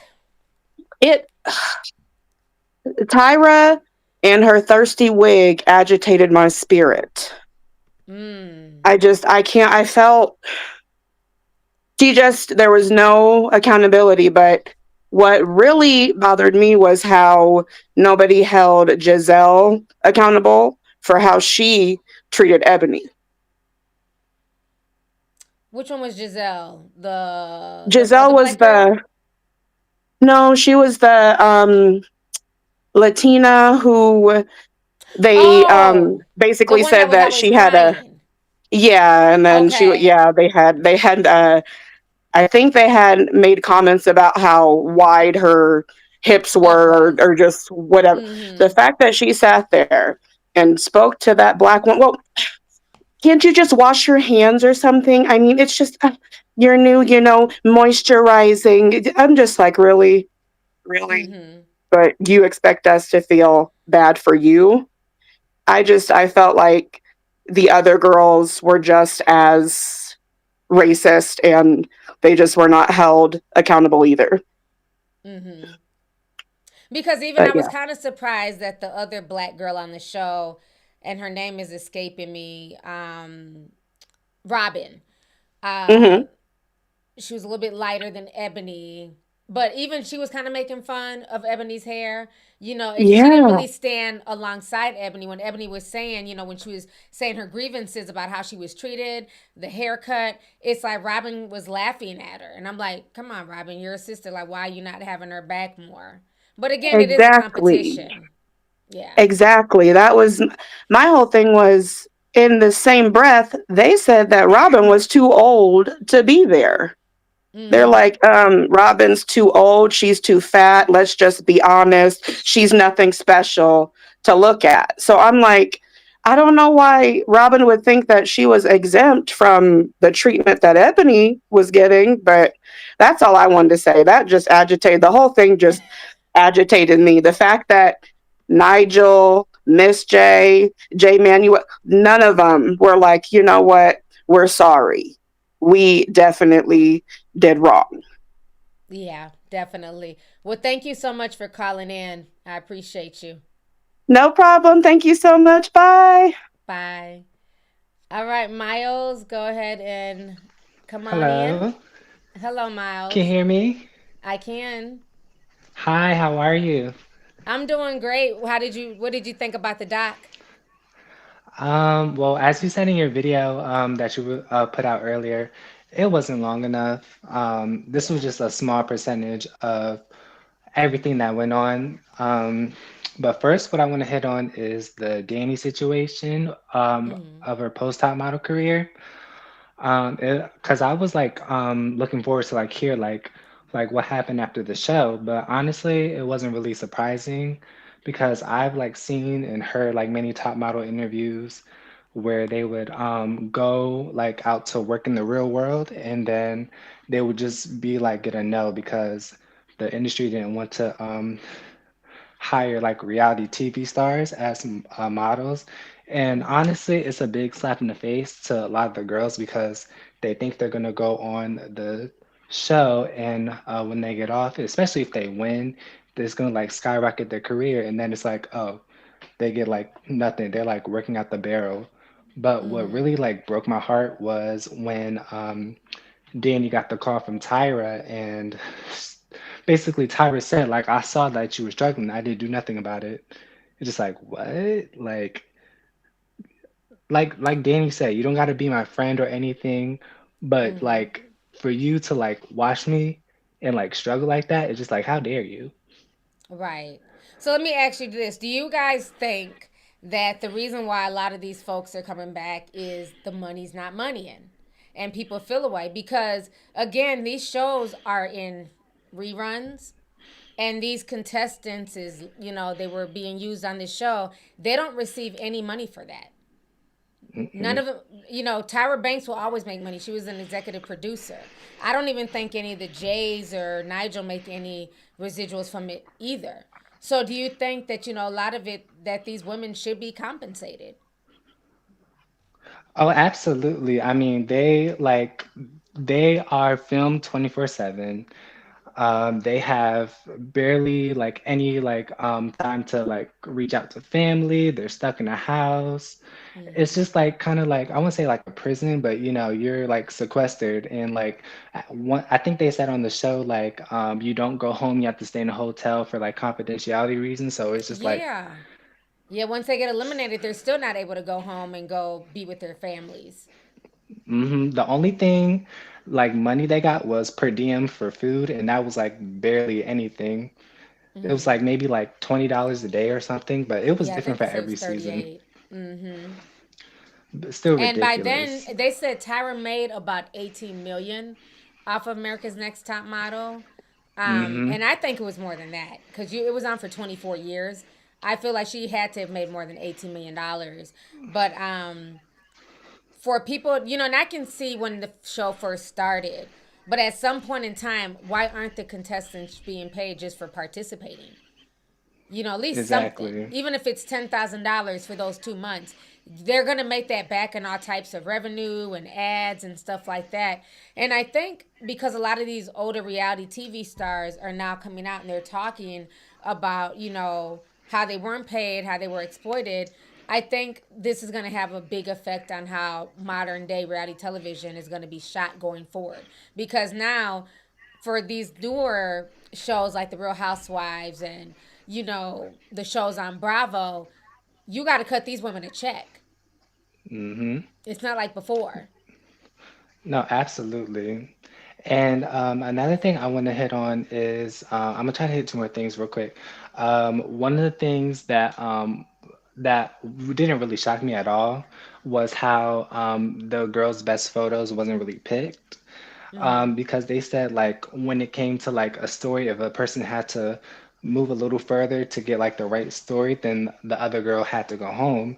And honestly, I feel like that was a kind of way of sabotage towards some of the girls because they could like go into a photo shoot with like the most confidence, and then they get to panel, and then their like worst photo is chosen. I feel like that kind of plays with the girl's mind as to like she like thinks like she can't model. So I feel like that was really like messed up as well. Yeah. Okay. Well, thank you so much for calling in, Miles. It was good talking to you. Thank you. Have a good night. You too.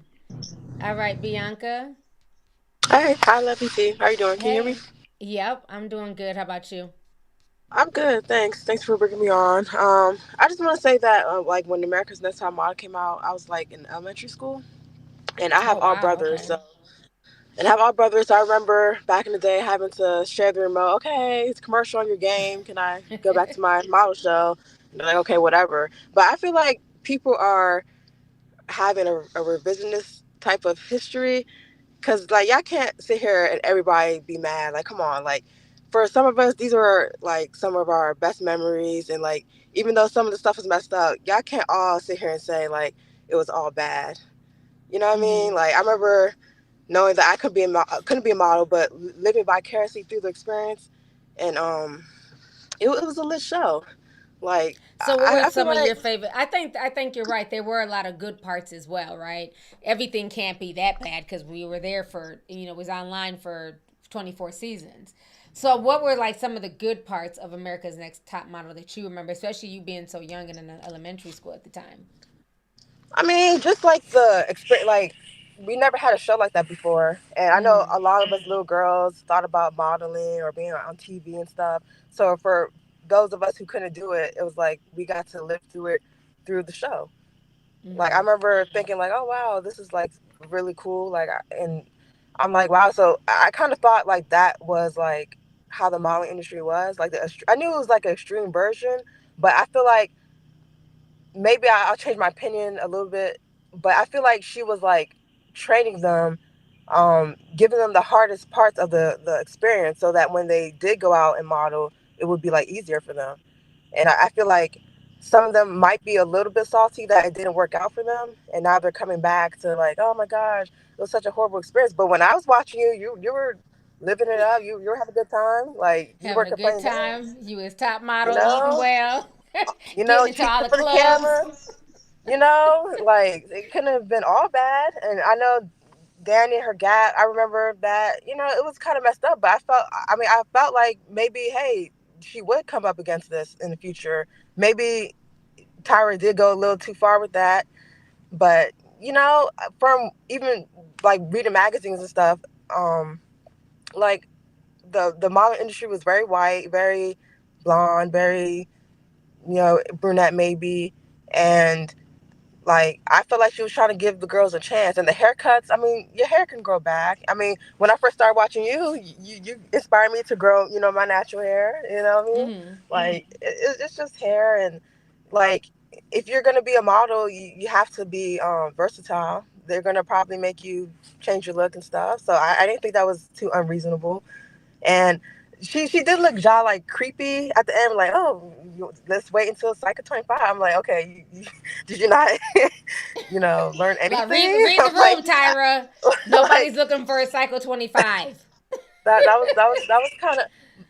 I would watch it though if she did come out with Now, Cycle how old are 25. you now? How old are you currently, if you don't mind me 36. asking? You're 36. Oh, you look really young. Okay. I thought you were Thank you. like 20, 21. Okay, No, so you're I think we're around 36. the same age. Okay, so would you try out if cycle 25? I'm too big, and I'm like 5'5", 5'6". Okay. But you would watch But it. I would watch it because it'd be like, going down memory lane, and it was interesting. Okay. All right, Bianca. Well, thank you for calling in with your perspective. I appreciate you. Thank you so much. Okay. Have a good night. Bye. You too. Bye. All right, Danielle. You're on the line.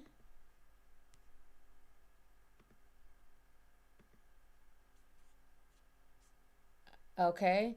Sarabi? Hello, do you hear me? I can. How are you? Hi, lovely T. I'm well. How are you? I'm doing good. So what you think I'm about a the little nervous documentary? too. So I have a bit of a different take. I cannot completely throw Tyra Banks away. I needed Tyra Banks when I was coming up. I'm a millennial. I also feel like she was a little bit hardened from the modeling industry beforehand. I just think that she was wrong though. She was definitely wrong, and she needs to do more to make it right. So I'm not going to dismiss that. But just like Bianca said, and I agree, it wasn't all bad. And I don't think I need to see her, grovel and cry just like, for me to think that she's sorry still. Like, I don't think she just, yeah, I don't know. I can't throw her away. And what was I going to say? I wrote something down here so I don't forget. And that's okay. Everybody has their differences of opinion. Yeah, I think the other lady before was also right about her projecting just some of the comments that she made. And it's not right. She should never. I mean, I'm just really let down from that documentary with what was going on behind the scenes with Ebony in particular. Because I remember the whole lotioning on the handles and stuff, and I didn't know that it was because they said that she was ashy in the background. That pissed me Yeah, off. I didn't know You that know, like either. that's so it's just there's a lot more that I would like to see from Tyra, but I remember the Tyra show as well. You know, I'm a millennial and I love that show.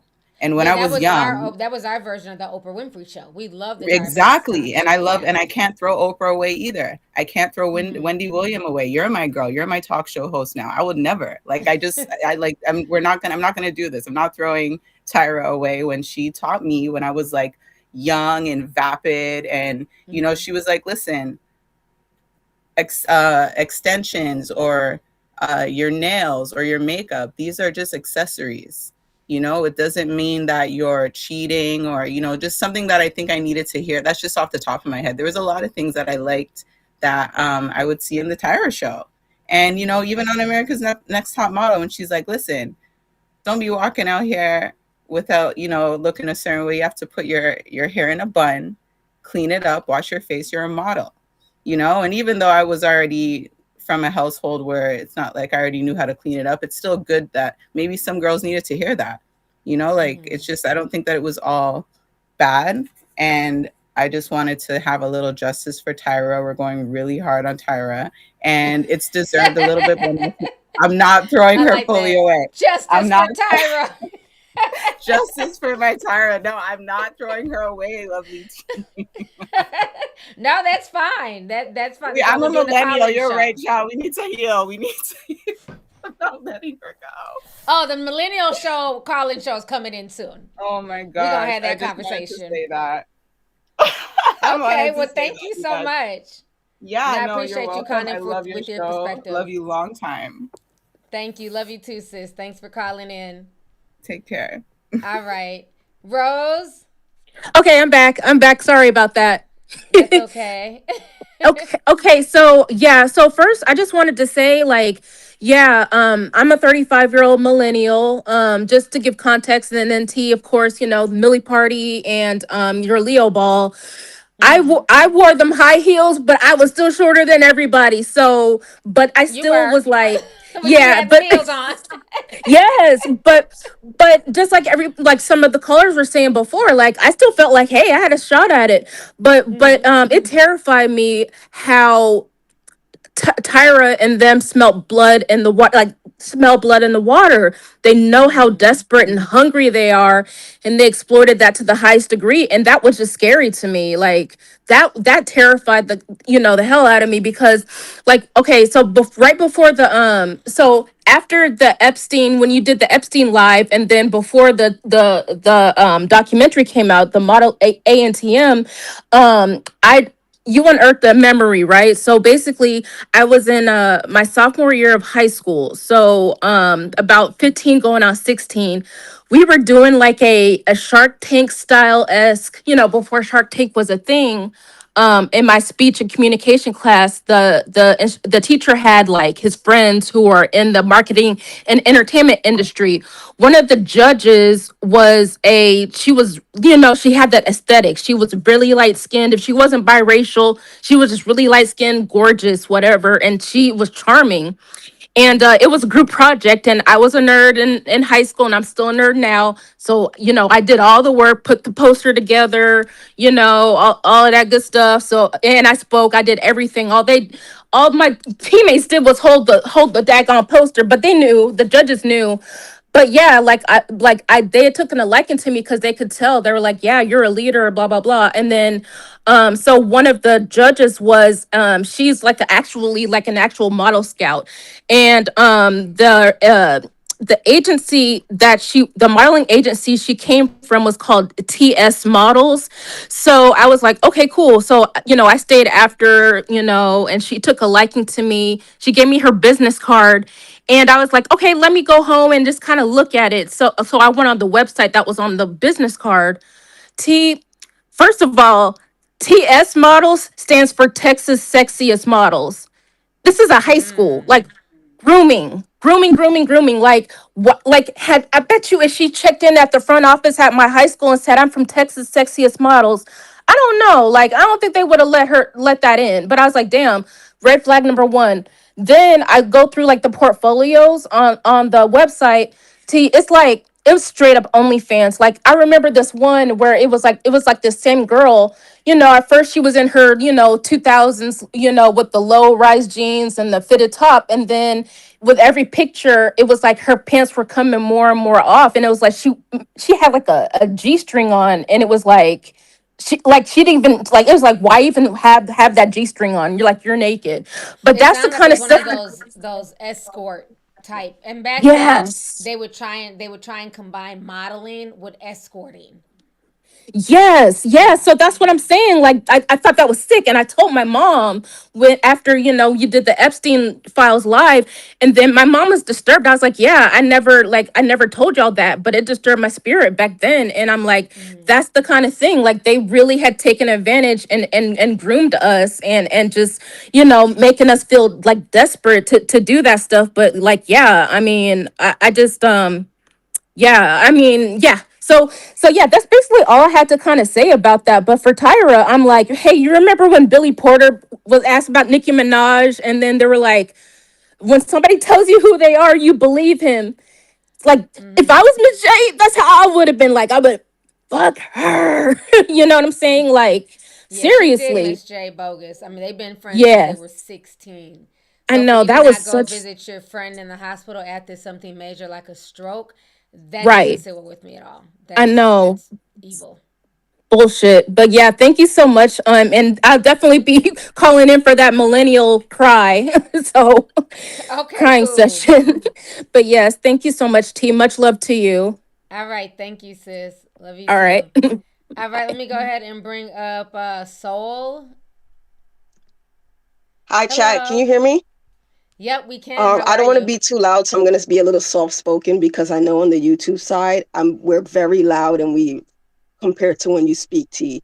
So first Okay. of all, hello, nice to meet you in person. Been an OG tea Hello. sipper since you All had the right. two separate channels, the news and then the Hollywood entertainment side. And I just love when you used to do the deep dives on that. Thank Um, you. for 2 points. So earlier in the live, you were talking about how we were groomed and how we dance. You could tell how Zillennials and Gen Zs, how we dance compared to like, millennials compared to Gen Z and Gen Alpha. And I was like, we were heavily influenced by a combination of hip hop and dance hall because dance hall was just now transitioning. So you see a lot of elements of how they used to dance in dance hall from the Caribbeans in a lot of the way we dance, which is why I was like, we look like we dancing in a strip club because that Yeah. became hot. And then they put a lot of that in the strip club. And that's why And the people would be music like, why you dance videos. like strippers? And I was like, we don't. Yeah. We dance like dance hall artists. That's how we danced. I'm Yeah. Caribbean, so I would know that was our culture. And then it just got used for other things. And I laugh now when I see it because I was like, the Gen Alphas with all they twerking is not even what we used to do when we were grinding and whining. What they do now look like that stuff you see when they try to clap their butt in the porno videos. I was like, you just dancing like you a porn star. Yeah. I don't know what When that you go is. into a modern day club, we're gonna talk about this when we do that show, but when you go into a modern day club, you can definitely see what generation everybody's in. You can tell who is the Gen X and millennials versus Gen Z. Gen Alpha can't get into the club, they're too young. But Gen Z. And then it's like they don't dance with each other. The girls dance together. The guys kind of just sit in their little thing. And then the millennials are dancing with the guys. Like millennial guys, millennial girls are dancing, or the millennial girls are dancing on the Gen Z guys. But it's the Gen Z guys and girls, they're not necessarily dancing with each other. The girls are Yeah, dancing together. It's very it, interesting. it is. It is. So I think when you was bringing that up, I was dead laughing because I was like, "Ooh, child, I know what you mean when you say." Because we would dance all night. Yeah, because they We were would dance really from shocked. clubs. Because, yeah, everybody I was with was, I guess, Gen Z. So they're like, we didn't think that you would dance. Like, we thought you were going to sit down. Who not going to dance? Chill by. Exactly, because Move, we were y'all. raised to feel the music. We were Yeah, as raised soon to as you feel the hear your music. song, you going out there. So I'm like, I don't know. All this sitting and holding up walls. We weren't raised like that. My ass That's was so out there on the dance floor. Okay? That's true. Now, with the top model stuff, I just want to say this, and this is just my opinion. People could go look and see because I'm born in 1985. So when we were growing up in the hood, we didn't have much to look forward to, but that was something that we did look at because she was seen as her and Naomi Campbell. There were not a lot of Black models that we could really look up to that were respectable and didn't have a lot of crazy, messy drama. So that was just like, look how they carry themselves, look how they interact and the respects and stuff. So when she had her show, the Tyra show, we were all for it. And then when she got her model show, she was promoting it as a way to introduce people to the industry that were better than the rumors that were going on. Because I don't know if people realize this, she didn't go through a lot of drama when she was in the industry because her mom kept her very protected. Her mom was in every room she was in. Her mom didn't let her go through the nonsense that a lot of other models did. So she didn't get that trauma like Naomi Campbell did and other Black models did because her mom really sheltered her. But one of the things I will say, the first season we was like, oh, okay, it's a little spicy, whatever. But the second season, she wasn't guaranteed to go past that second season. So they started doing more and more stuff that was like more aggressive. It started being like, oh, not so much about the modeling, but what crazy outfit can you make? Can you make that look good? This is a challenge. And they started upping these weird challenges that I were like, you don't see none of these challenges they're doing on the show in any print or runway show that I looked at. I grew up looking at runway shows. Victoria's Secret was big because everyone wanted to be a big Victoria's Secret model because that's where the money was. And by the third season, like when Eva season was when they really started to like push the boundaries because they started getting more mean girl actors. They were pushing, so the competition made people be like fight against each other, as well as what is your fear? That's what we're gonna do. Because remember, the highest rated show that people were talking about was that spider show with Eva because she had a full-on breakdown from her fear of spiders and bugs, and she was losing her mind, absolutely refused to do it. And then she said, she was like, no, you're gonna do it. Wow, how can you not do it? Everybody else doing it. And she was like bullying her to do it. And then she said, just take one picture. And then she said, you see. And then from there, they just started doing the seasons, just started getting more worse because once she saw the money coming in and the ratings, you just saw it like a mere fear factor and crazy things that nobody would ever do. But that was what made her money. It started being like really crazy. And this behind the scenes stuff that they're doing for the documentary, everybody is culpable as far as I'm concerned. Why did it take you 8 seasons to leave the show if you didn't like all the stuff that was going on that much? All of a sudden you was speaking up. You was speaking up you wasn't speaking up that hard, but you wanted that check.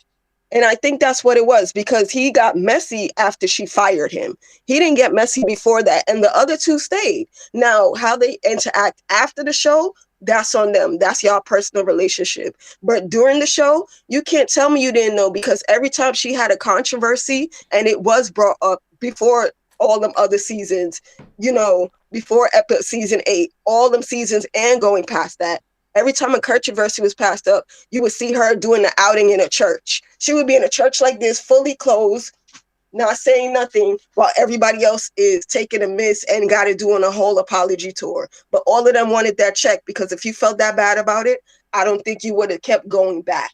And that's all I got to say. That's Lovely true. to see you. I hope I see you again, T. And everybody, T Sippers, you guys have a good one. Take care. Thank Bye. you. Good talking to you. Let me bring Danielle. Uh-oh. Hey, you good? Yeah, sorry. I had ran off telling my kids good night. Okay, no worries. Oh, did we lose you? Oh, I don't know. I think we lost her. Okay, there you go. All right. So I want to get to it. Hi, T. It's so happy to meet you. Like, literally, I feel like we know each other in real life. You're just a great person. But besides that, okay, so Ebony, like, it was so sad to me because they called her angry so much. They said she was angry, she was aggressive. This woman was so sweet, so soft, so kind, genuinely. It irked my soul to continue hearing them say this, to then make it a reason to just vote her off. Like, whatever. I mean, to me, that was just very, very sad. And to watch her now, she still is just as beautiful as she was then. You know, it's just unfortunate, but she's got this inner spirit about her that seems like she wasn't gonna let anybody break her down. And probably because she chose to live her life a little bit differently than most, right? So I was grateful to see that she still had that spirit. They didn't take it from her. And then even to go to Shandy, like legit, this show was in 2003. I was an adult, but a young adult, right? I thought it was hilarious back then. Now at 43, to watch it and to see it from her perspective, because I literally felt like everybody else in America, she's a whore, she's this, she's Yeah, that. that's what every out But thought. yeah, it was just so sad to even hear her kind of be like, I was drunk. Yes, all of these things she should have been responsible for herself. I've been young. I've never had anything like that happen to me, thank God. But my heart poured out to her. And then to see her continually have to deal with that, people shouting things at her in New York. God bless her for even going to New York to try to continue pursuing this dream with that man. Yeah. I just couldn't imagine it. And then to go back on the show with her head held high to continue, to be just mistreated in that way. It's really sad, and she probably needed the money. That's why she probably went on Tyra's show and things like that. That is like exploitation at its worst. And I feel bad. I don't think it's funny now, right? But it was then. I just feel terrible because if they had not done this documentary, I would never have known that she was drunk and these things happened. But that woman was a stand-up woman because she felt like she needed to tell that young man that was her real life, right? So it's just crazy. And then to even think about Jay, he really seemed like he was so dedicated to Tyra, the Latin one, Latino. But you really could tell there was a lot of disdain by the end of their relationship. Just listening to them in the documentary, it seemed like he just does not like her, but he's a stand-up man, and he wasn't going to give her the benefit. He wasn't going to let her know that he would sit. It would make him look worse, I think, to tell his truth about how he really feels about Tyra. I really think he's going to take that with him and keep that internally because he doesn't really feel like it's worth it, right? To lower himself. I just really see industry in Tyra, all industry. And then the whole African dancer thing, right? He was absolutely ridiculous, as some men can be, right? And I do truly believe that she should have somewhat stood up for herself. I understood what kind of everybody was saying, so she should have spoke up for herself, but I truly believe she didn't know how, right? Like it's 50 people here, it's all these people around, they still had a job to do, right? And so I understand them telling her, like, speak for yourself, speak up for yourself, tell the dude, look, I mean, it's a lot of things that she could have done, but she just seemed like she really did not know how to do it. But this is why protection is necessary, right? I have an 18-year-old son, and he's adorable. He is a handsome now. He's always been handsome. He could have modeled. And we literally took him to some of those same model searches that my mother never took me to. She never allowed me to do any of those things. So I was kind of trying to live vicariously through my son. Mother-in-law said, "Yeah, I'll pay for all the things." And my husband said, no, I don't want him to do this. And now that we know the industry is how it is, I'm grateful that he never did, right? But this is why the protection is necessary, right? If she just had someone that could have been on her side to speak up for her, then maybe she would, because she still seems like internally she's still bothered by that experience, right? It's all just sad, like all of these things that were entertainment. And as one of your last speakers said, I mean, this was my young adulthood. Like, I loved the show. It was great. It was great. It was part of our childhood, for real. So we can't hate it all, right? We literally cannot hate it all, but to just know the inside story, which that's what documentaries are for. I'm grateful to at least those women had an opportunity to tell their story. But what do you think? Do you think they want some money? I feel like some Oh yeah, the people money's not money in. Run me my check. Yes. Oh Yes. yeah. But thank you so I can't much. be This has mad been at a them. girl. I mean, if they can figure out a way to, get some money out of it, Tyra does owe everybody something. And y'all learned me something. Nobody was paid ever. Nope, especially not back then on reality television. Eva won, I guess, the $100,000. So unless you're a winner, you supposedly win 100,000. But other than that, nope, you don't get paid. Wow, it's a competition that makes show. me. I'm too speechless about that. I just can't even. Yeah, I'm just glad that it wasn't me. All right. Well, thank you for calling in, sis. Thank you. Have Blessings. a good night. You Bye. All right, Zan, go ahead and come on. Hey T, how you Hey, doing? I'm good. How about you? I'm great. Thanks for asking. So I wanted to hit on the end where Mm-hmm. Tyra was like, "Oh, y'all don't know what we have in store for cycle 25." When Oh, she Lord. said that, I was like, "What?" Objection! Ain't no damn 25. Right. Because okay, so I live in Atlanta, so I actually Mm-hmm. do model and I do like beauty modeling. And so as someone that actually models, I feel like that's a death sentence. Like as a reputable person that's actually trying to get into modeling, I would Mm-hmm. never go on there looking at the experiences of other people, hearing Danielle, even Adrian, she be on live talking about, like the show and how she never got her prizes. So it's like Oh, Adrian after didn't get all of paid? this, Adrian Curry didn't get paid? yeah, according to her, she never got her prizes. She'd be on TikTok, randomly She going do be. live I talking see about her it. on TikTok every now and then going out, but I didn't know that she didn't get no check. Wow. According to her, yeah. So it's just like, why would you think that anybody would want to come on the show at this point? Yeah. Unless, like, if especially if they're serious, I wouldn't expect for serious models to go on there. So I don't know what she got planned. Mm-hmm. But you know the sad um, part though, we live in a different society now where people do stuff just for attention and fame. So even if they're not getting a mhm, check, as long as they can say they're on television, they're getting followers, people do things just for clout. As mhm. much as people complain about this documentary, she says tomorrow I'm hosting auditions. There's gonna be folks wrapped around the building. Let's not forget, Dusty Diddy was about to come out with a new Making the Band. And That's all them folks were crazy. online getting ready to go, go apply for, Diddy's new reality TV show. Then he got locked Mhm. up. So Oh man. Well, she gonna mess around and have a bunch of baddies on there, and then they're gonna get to fighting or something. then the show really gonna be messed up. Right. But that was all I had to say. Thank you, T. Okay. Thank you, Zan. Good talking to you. Have a good All one. right, Takara, go ahead and come on in. Yo, can Hey, you hear me? I can hear Yeah, you. How are you? I'm great. How are you? I'm doing good.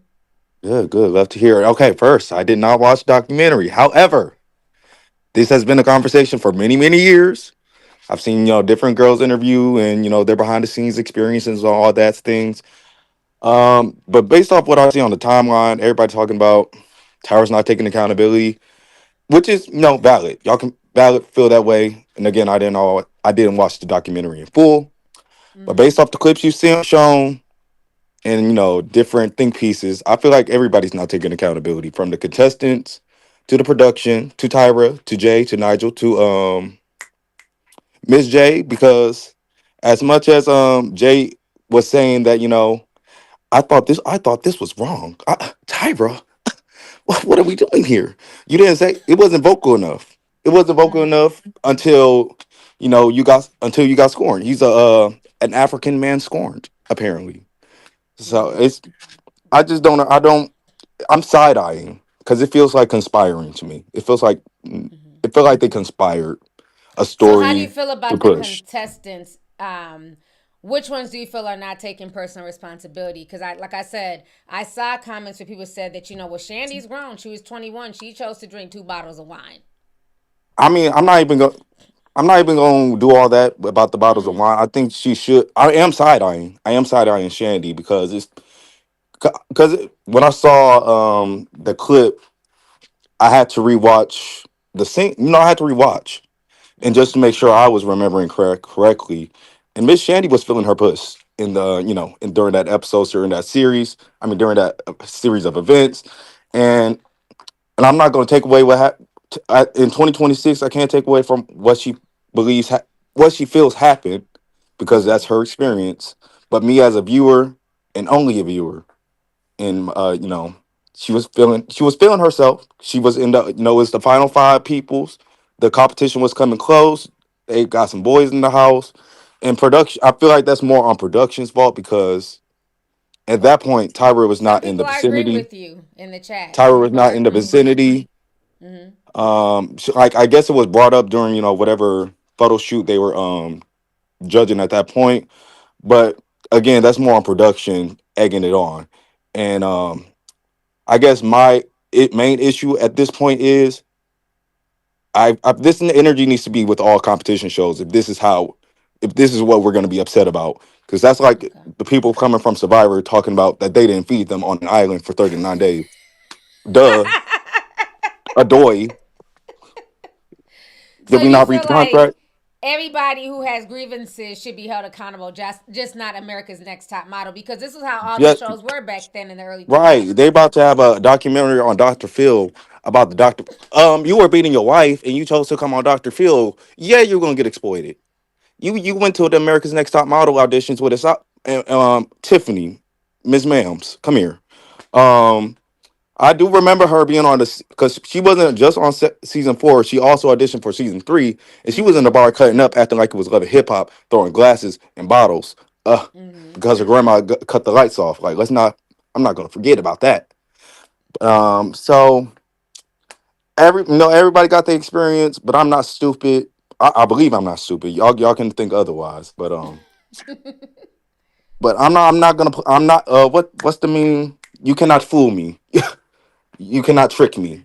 So basically you're saying that at the end of the day, everybody knew what they were signing up for. They were grown. If Yeah, they didn't like it, they yes, could have and left. definitely there are outliers, of course. Like with somebody mentioned Kenya. There was the dude that they did an African shoot. The male model was doing too much.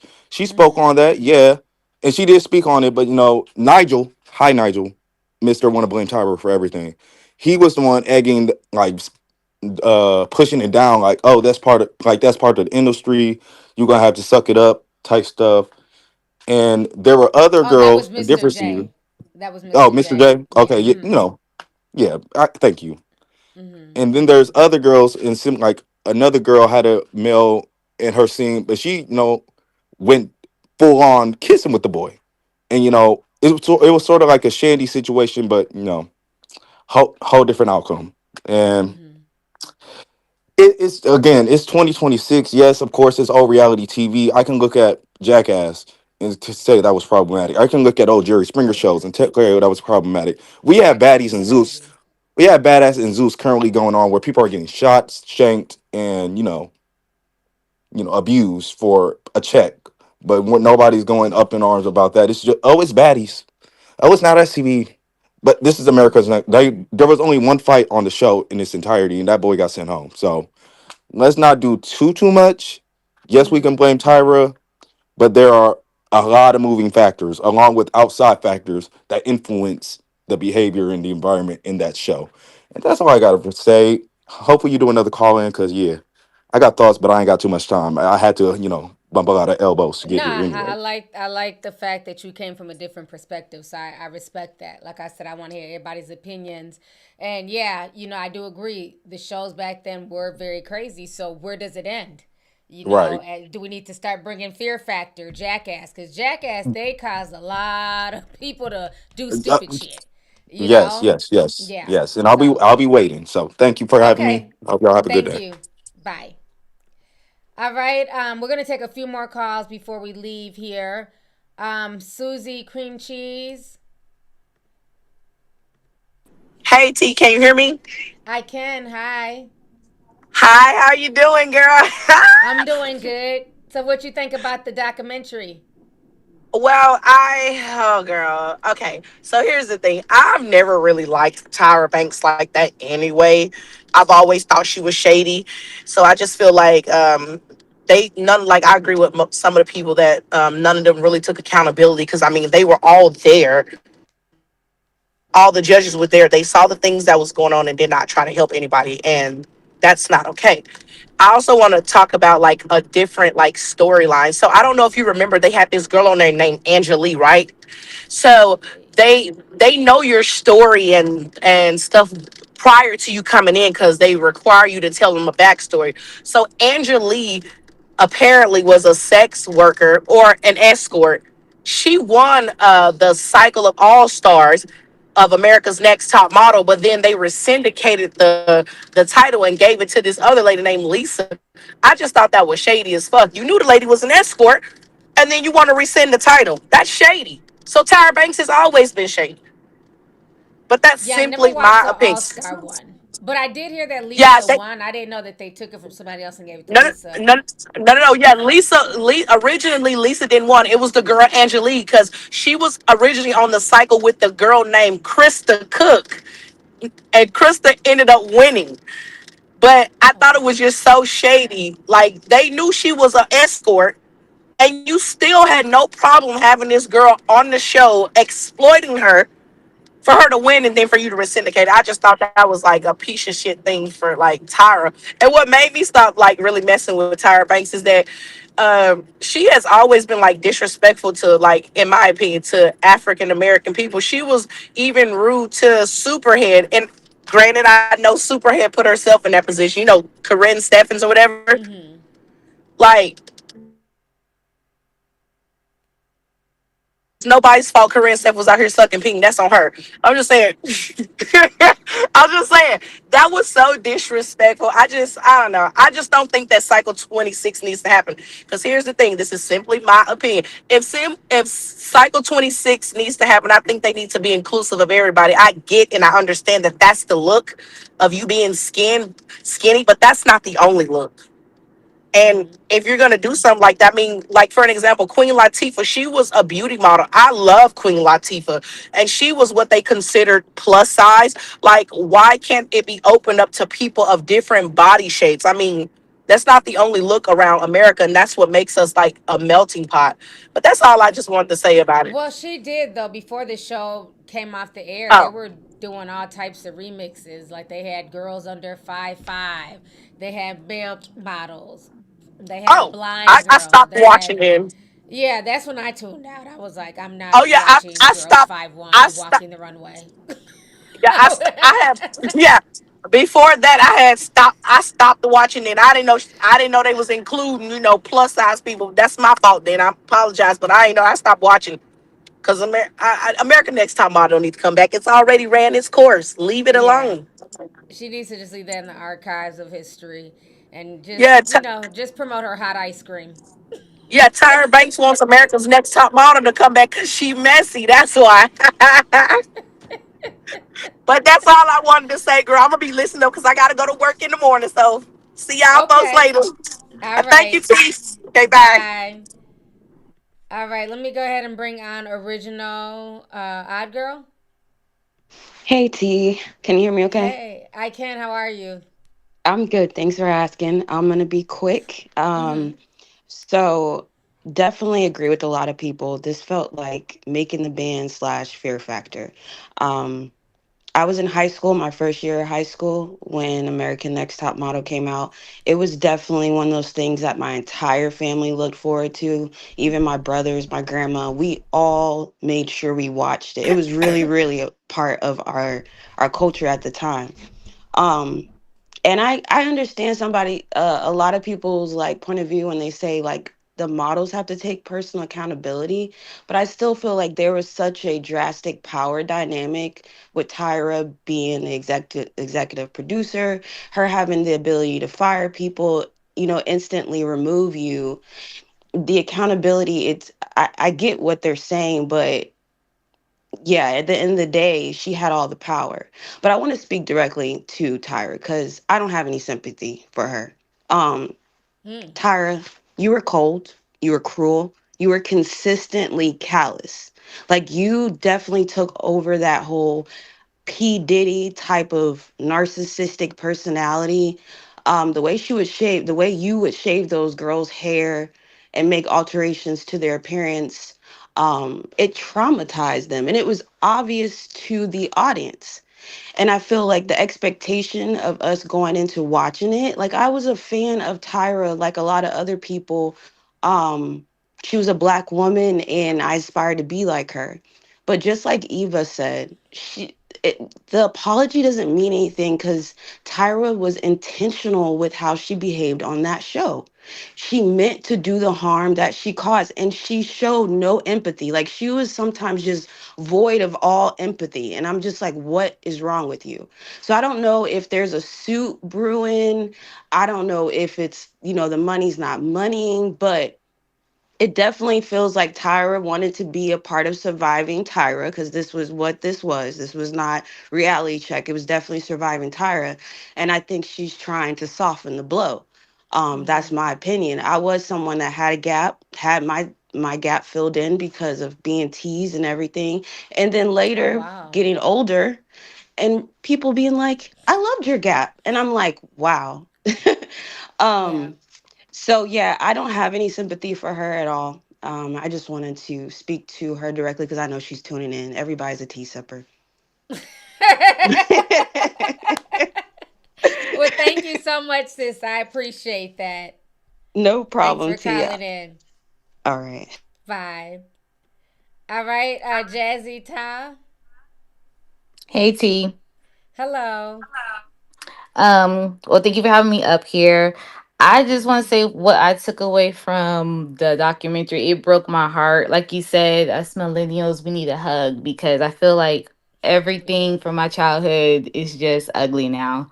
Like the last caller said, the America's Top Model was a staple in my family home. We would all sit around, we would all watch it. Like you said, my little brother, my dad watched it, and now looking at the documentary, it's so heartbreaking. I felt bad for Shandy. I feel bad for Kenya because that really triggered me. And Kenya's story about them talking about her gaining weight and stuff. I was Kenya's size, and like you said in one video, my weight goes to my stomach, then it goes to my thighs, and then it goes to my booty, but it goes to my stomach. And I developed um a eating disorder when I was a child because watching America's Top Model because I was like, I want to be a model, even though I'm 5'4". I know I'm short, but I wanted to be a model, and I was like, I can't be a model if I'm out here looking fat. So for the longest time, I had an eating disorder. I would not eat. My parents thought something was wrong with me. People talk about me at school, but it just breaks my heart. And then I remember watching videos of the models when they would speak out about it and talk about how they were treated. It's just so heartbreaking. I'm like, they just went through all this stuff. They were young, they were desperate, they wanted to make a way out. And for somebody to take advantage of them because they have a dream, it's just so sad. So sad. Yeah. And I have love for Tyra. I looked up to her. And like someone said earlier, don't always meet your heroes, but I do believe it was also the network, like they said in documentary, that had their hand in it too. Because Oh remember, yeah. they didn't want a Latina person on America's Next Top Model. She had to fight to get that. And then, like you said, with Ebony, they're over here picking on her, talking about her skin and trying to put her down. I'm like, definitely it was the network, but you don't turn your back on your friends. Nigel and Mr. J and Miss J has been there with her, and you don't turn your back on your friends. She could have walked away. Yeah. And I mean, at that point, when they were trying to end the show had really ran its course. And, Yes. again, they would have been leaving on a high as opposed to leaving, when it's struggling. So I didn't agree with that at all. I think that once they were trying to get rid of the show, get rid of the judges, she should have left as well. She should have been like, you know what, let's wrap it up. It ran its course, Yes. and that's I okay. agree because once it started getting to when she have I think once she started inviting like the guys on there, it got a little crazy. But even before that, I believe she went over to Britain. It was like Yanks against the British people, and then she had like all this other stuff. It was been and done, and I honestly I stopped watching a long time ago. But she should have just ended on a high note. It didn't have to run its course. To talk about now cycle 25. It shouldn't even got that far. Yeah, I agree. Well, thank you so much for calling in, Jazz. It was good talking to you. No problem. Thank you for having me. Okay, bye. Bye. All right, Jeff Owens, you're on the line. Hey, lovely T. Can you hear me? I can. How are you? Good, and you? I'm doing This is my good. first time. I'm a little nervous, but Don't be about the nervous. excuse me, about the Tyra Banks documentary. I mean, uh, it took a toll on me. I'm speechless. Like So, were especially you like like a fan of America's Next Top Model? Did you used to watch it back in the day? yeah, I used to watch it. Okay. With my mom and my sister. It came out when I was like a sophomore in high school, and then Mm. this she's like the narcissist version of P Diddy. Like how he mistreated his artists. Like mentally and financially. It's like the same cycle as Tyra Banks. Like she falls into that category. And I used to be a Tyra Banks fan, but after that documentary, it's wow. It's a lot. So, what are Mm. some of the things in the documentary that stood out to you that you didn't like? Well, the part about I think it was what was it? One of the contestants that I think you said had a stroke. Like what was it? Ten years later, and then she didn't bother to reach out. Yeah, Jay Alexander, her friend Yeah, that she's known since she was 16. yeah. I mean, but like they say, you have to know who your friends are. Be aware who's in your corner and who's not in your corner, especially like when times get rough. Like Mm-hmm. even with family, like that could be the worst part. Yeah. No, Yeah. definitely. All right. Did you have anything else to add? Mm, nothing else I can think of. So yeah, I'll be looking forward to your next call-in stream. I've been a fan of yours since 2017. So Okay. Well, thank you so much. I appreciate you calling in thank you. tonight. Good talking All to right, you you. too. All right, So God we're gonna bless. take bye. We're gonna take two more calls, and then that'll be the rest of the show. So let me go ahead and bring Melanie. Yep. Can you hear me? I can. How are you? I'm good. How are you? I'm doing good. So what you think about the documentary? Tyra is a trip because okay, so there's a lot. All right. So the first thing is this. When Tyra talked about the Tiffany situation, Uh huh. there's so much behind that that she didn't discuss. So like for example, when she was yelling at Tiffany and all that or whatever, like prior to that, she told the contestants that she was on her period and that she was, like irritable and stuff like that. Mm-hmm. And she basically took out because Tiffany did an interview on Oliver Twix's YouTube channel or whatever, because he was interviewing like all the America's Next Top Model girlies or whatever during the pandemic. And she said that that episode she didn't give up. She was basically just like completely over the show because she felt like production and everybody like they weren't really there to help them. They were there to, like, in her words, humiliate them. And she was just over like the embarrassment and like feeling like oh, if I do this, then I'll get on camera and then they'll try and like embarrass me and stuff like that. So like all of that yelling and her telling Tiffany that you need to go back to your dirty home on your dirty mattress with your baby and all this other stuff. Like it That was was a lot crazy. worse. And like it was like it wasn't how they edited it wasn't how it really happened. Yeah, they were And saying that she said like talked about Tiffany sleeping on the floor with her on the dirty floor with her baby. That she said a Hmm. lot of stuff really bad that they Yeah. edited out. Yeah. Hmm. And the other thing is this. So, on that same season, Tiffany also mentioned that the shot that they did with the Wonder Bra, um, a lot of the girls who were there for that shoot felt uncomfortable because the male model, like he apparently had a hard on, and Oh. at least for Tiffany, when she did the interview, she said it made her feel uncomfortable. And, obviously, clearly production wasn't going to stick up for them if they said anything. And Oh, the was other that thing, that because shoot where they had like the pillows and the feathers everywhere with the male models? mm-hmm, yep, that's the Okay. one. Wow. And Okay. the last thing is, because Tiffany said that when she was there for season 3, it was Mhm. already they already knew that Eve was going to be picked because Eva was being taken away to private meetings with, like, Tyra would come in, pull Eva away from the rest of the girls and have private meetings with her. So she already What? peeped. Yep. She already peeped that, like, okay, Eva's gonna be the one to win it. And she said also during the when they had that bar fight or whatever, she knew that she was gonna come back for season 4 because they told her to, and she feels that she doesn't know if production had a hand in it, but kind of they might have had a hand in it where those girls that were fighting them or whatever might have been encouraged by production to fight them or whatever just to get on camera.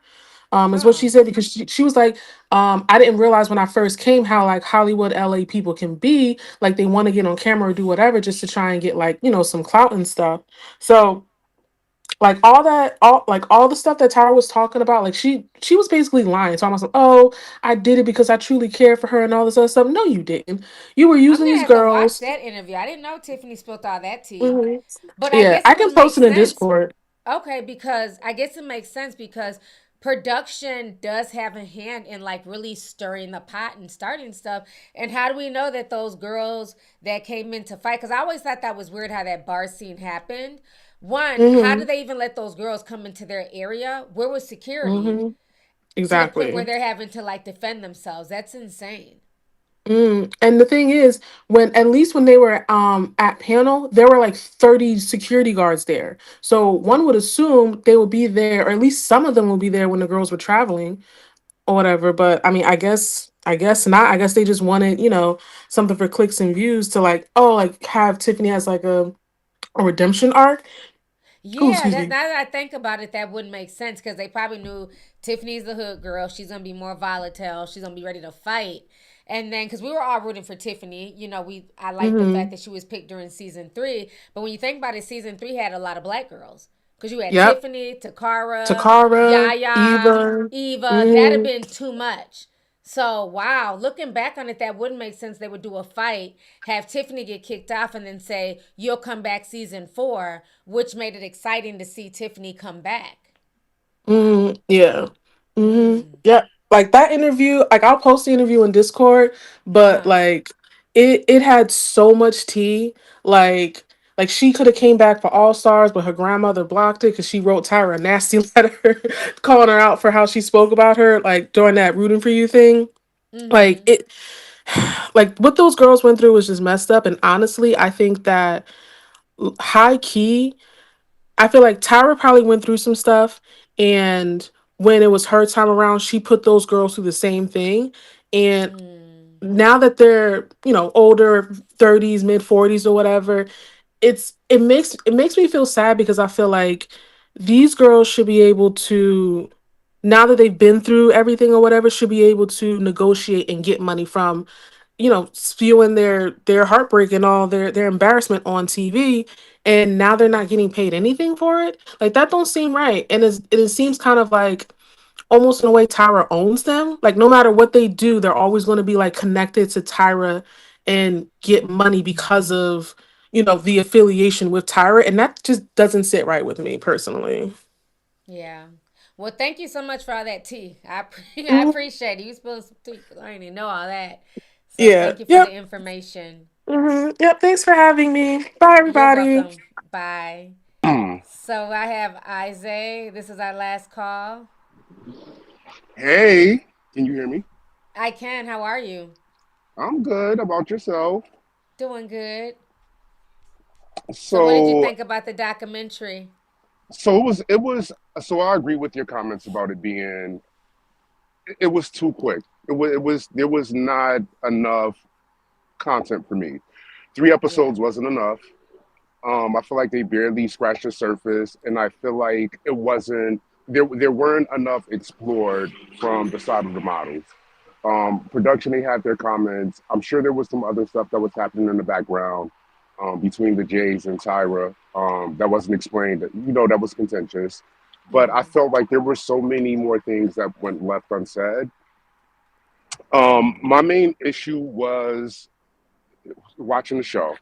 Um, I don't. It was just dark. So knowing what we know now about Les Moonves, him blacklisting Janet Jackson, him being kind of harsh towards black artists, the comments that were made specifically, when they were talking about Ebony, how they told Tyra, one black girl was enough.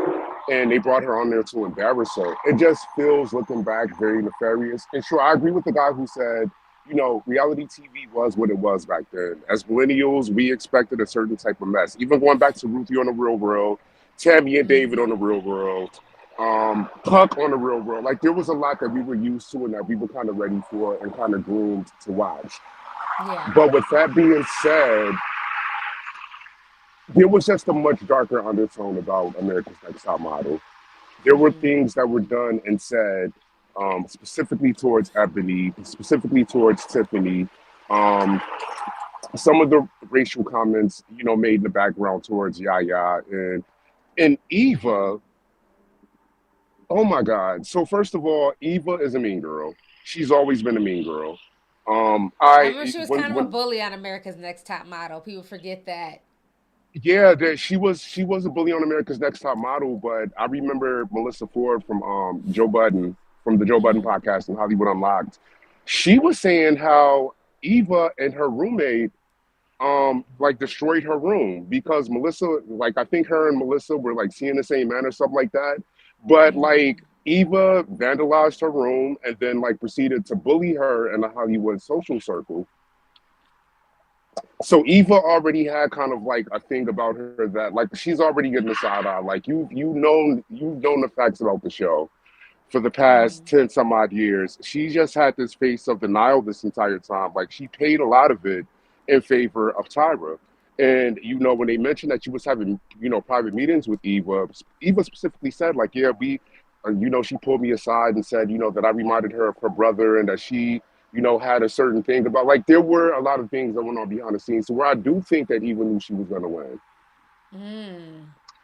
I do think she knew she was going to win. But the bottom line of it was like there was just something very dark and gutter butt about that show. I feel like we should have probably gotten 6 to 10 episodes. Definitely. We should have gotten the whole shebang. I feel like it should have been two-pronged where maybe the first three was from the side of production and the other three was from the side of the models. Because even the Shandy thing, I have my opinions on that too. I do think I agree with the guy who said she was filling her puss. Like kind of, she was in it, but I felt like as the alcohol wore off, and maybe she did black out, but I think she did. I don't think they should have played that, knowing how young that girl was. How unstable her life was at the time. Um, again, like it was just all very nefarious and very dark. I mean, the modeling industry already is very dark as it is.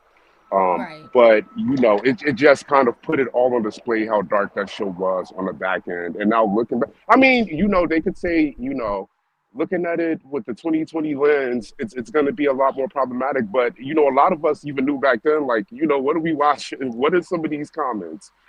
Specifically towards some of the black girls. Forcing a girl to close her gap. That was ridiculous. Them doing that to Ebony's hair. Even back then, I was like, yo, what are they doing? Like, this is crazy. Even back then, it came across as very, very, very crazy. So I don't care how they spin it. I don't care how Eva want to put the blinders on and say, oh my God, I'm gobbersmacked. No, you're not. No, you're not. Shut up. Like, shut the fuck up with that. Like, you knew You spent the last decade going on the whole Tyra apology tour because people were constantly asking you about it. You know, it just wasn't 2020, it was before then. So I was instantly irritated. Like, you know what? Let me turn this off because I'm gonna start talking shit about Eva in a minute. But that's all I had. I'm honored to be the last caller. Love you and see you on the Discord. All right. Thank you for calling. Good talking to you. You too.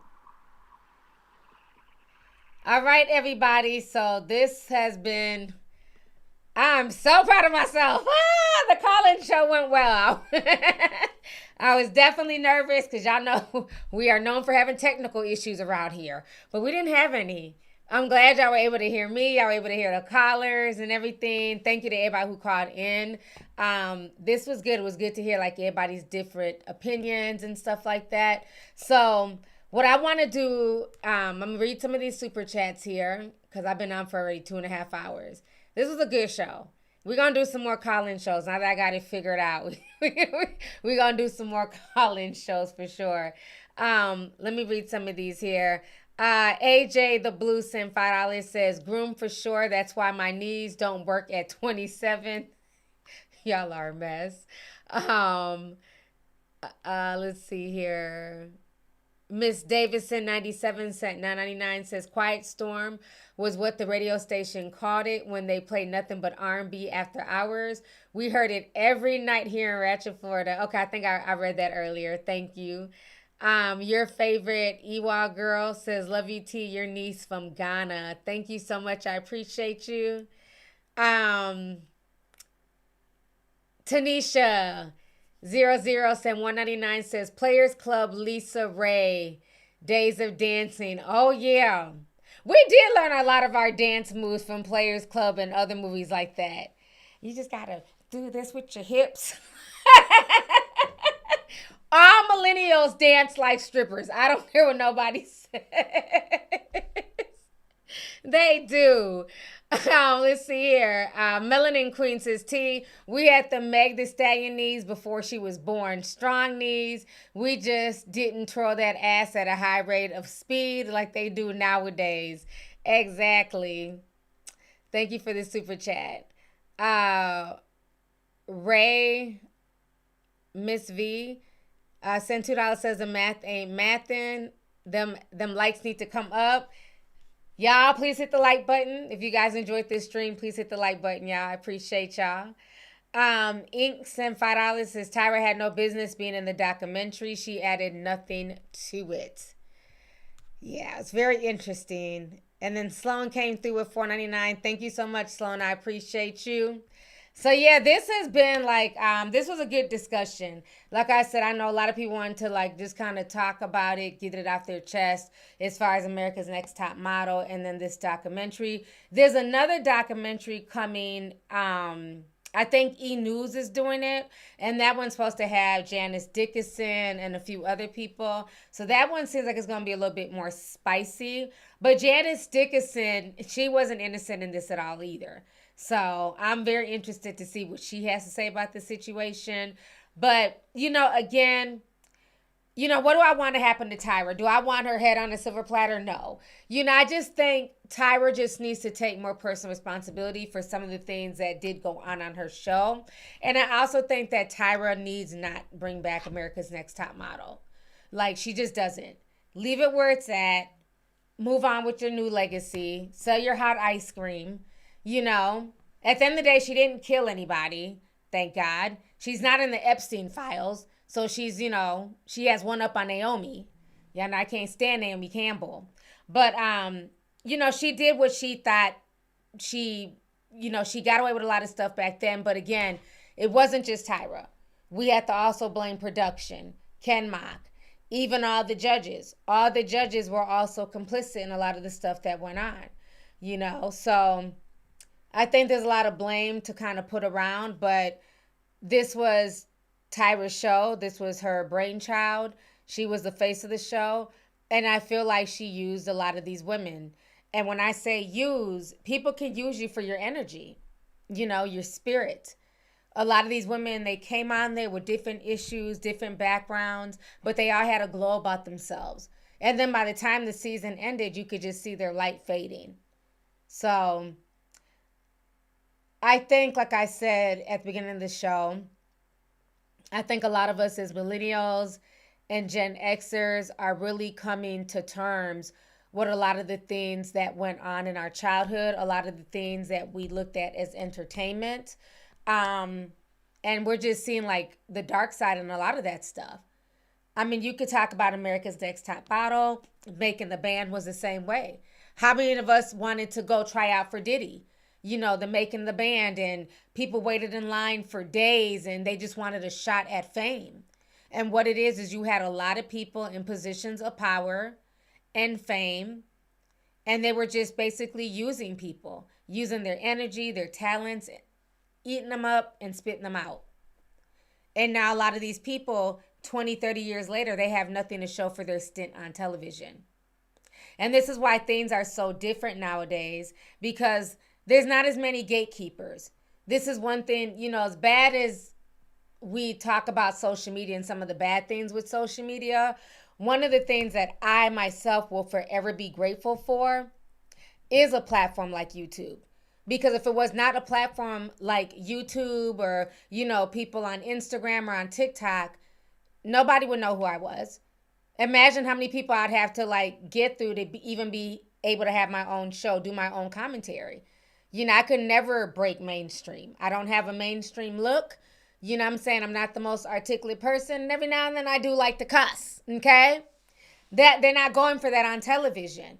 But here in my own little space, in my home, I can talk to millions of people. I didn't have to suck Harvey Weinstein's dick, okay? Objection! No peen sucking around here, okay? I created my own space. And so that's the good thing right now with social media, that a lot of these models, they don't have to go through these gatekeepers. They don't have to sleep with these agents and be harassed by these photographers and stuff like that. Because now they can be seen on Instagram. They can be Instagram models. You know, like I said this years ago, the whole stroll went from being on the street to the safety of the computer. Even sex workers, they can create OnlyFans from the comfort of their homes. They don't have to walk the whole stroll anymore.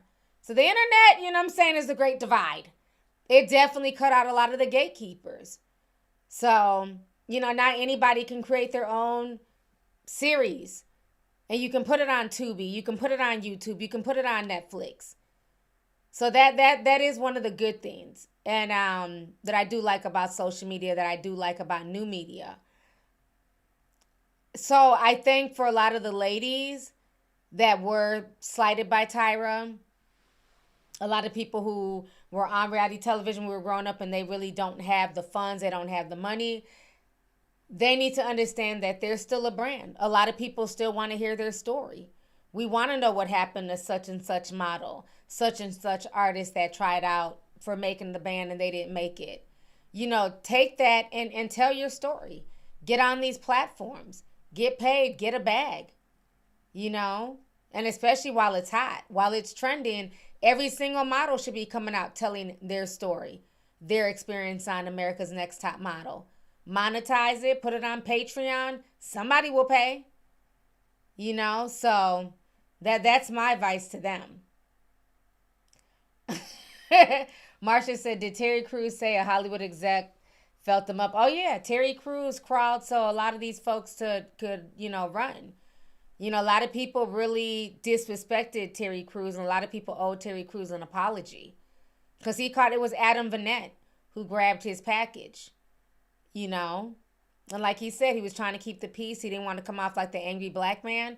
So if this is a huge black man who played football, if he could be sexually harassed by a huge Hollywood executive, imagine what somebody like Kenya, who has no skin in the game, nobody knows her, she's just a random 21-year-old on a reality TV show, imagine what she may have been experiencing on the show behind the scenes with Bertini. So, yeah, it's really sad. What did Barilla do this time? I've been telling me to do updates on Barilla. McSteamy died. What was that? There's been so many celebrity deaths. Eric Dane. Oh wow. Grey's a Dead Week. Oh, the dude who played the daddy on Euphoria. Oh, that is so sad. So he passed away. James Vanderbeek from Dawson's Creek passed away. Man, life is so short. Yeah, it's too much. Too much going on. Well, yeah, okay, so let me read these last few super chats. I'm going to go ahead and get up out of here. Let's see here.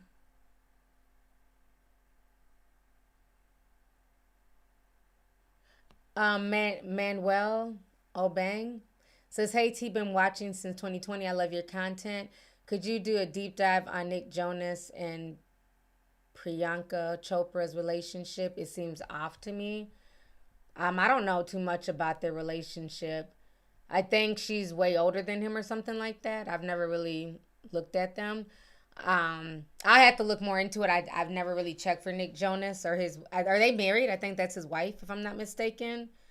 But I'll look into it more. I don't know if I'll do a deep dive, but I'll look into it. But thank you for the super chat. I appreciate you. Let's see here. Jazzy Set 99 says, "When I was in middle school, the teachers would make fun of us girls because we had cherries on our shirts with the word yum or yummy on it. And yes, T, we were G words." Yeah, a lot of stuff. Even like, remember everybody used to wear the Playboy Bunny shirts like in junior high and high school. Now imagine what that was representing to a bunch of young kids walking around with the Playboy Bunny logo, not even understanding what that logo really means and what's like, the sinister people behind Playboy. So, yeah, a lot of that clothing was made very, very popular for us as young kids. Yeah, DC TBG in the chat. Yeah, a lot of us wore that, you know. I know I had a lot of Playboy bunny clothing and tops and stuff like that in high school. Let's see here. Vivi Sent 999 says, "Nepo baby Georgia May modeled for Rebel in 2012 and doesn't have perfect teeth." Yeah, that whole teeth thing, it just never made sense to me at all. Like I said, you have a lot of models, who have gaps and they've been able to make it and do well. So I just feel like there was a lot of underlying jealousy with the whole Danielle situation. Because Danielle was very confident in who she was. Like she really was. And maybe because she didn't come in with her head held down and, she couldn't play the ugly swan like how Shandy did. Because Danielle was confident. She knew who she was. And I think that kind of irritated Tyra for whatever reason. So, but thank you for the super chat. Marshall Lag sent 20. Says, "I remember the Real World Karamo on the Real World." I remember him too. Karamo was crazy on the Real World.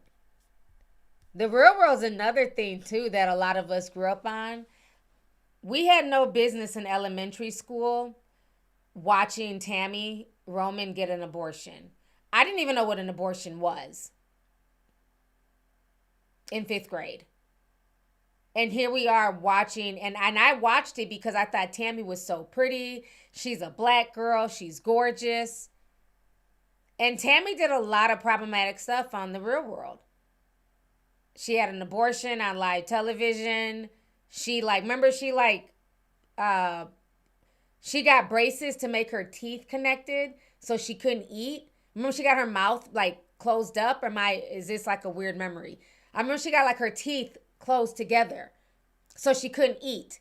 The only thing she could do was drink coffee and tea so she could stay skinny. And Tammy was already skinny because Tammy was also modeling at the time. Do y'all remember that, or am I tripping? Yes, her mouth was wired shut. Yes, this was back in the day. So when I tell you, we come from the skinny girl era. She wired her teeth shut so she couldn't eat on the show. I'd never heard of anybody doing that, but she had it done, and the only thing she could do was just drink tea and coffee. Yeah. And we were watching that as kids in elementary school. I never knew people could wire their mouth, and I didn't know what an abortion was.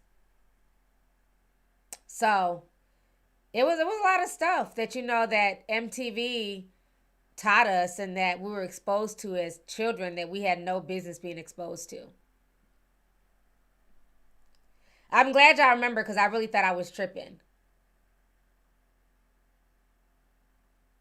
And then we got older, everybody was trying to figure out who the baby daddy was. And they were saying that was Marlon Wayans. Remember Marlon Wayans came on the show? So, but then she said it wasn't, so I don't know. But I remember that was crazy. And then we found out years later all the other girls had abortions on the show too, but they just kept theirs a secret. And Tammy was pissed off. They tried to do a real world reunion like 40 years later. Oh, Tammy was hot. She was like, objection. So all y'all bitches got abortions too? I was like, you know what? I'm tapping out. This is too much. It's too much. Irene said she had one. Beth had an abortion. I'm like, what in the abortion hell is going on here?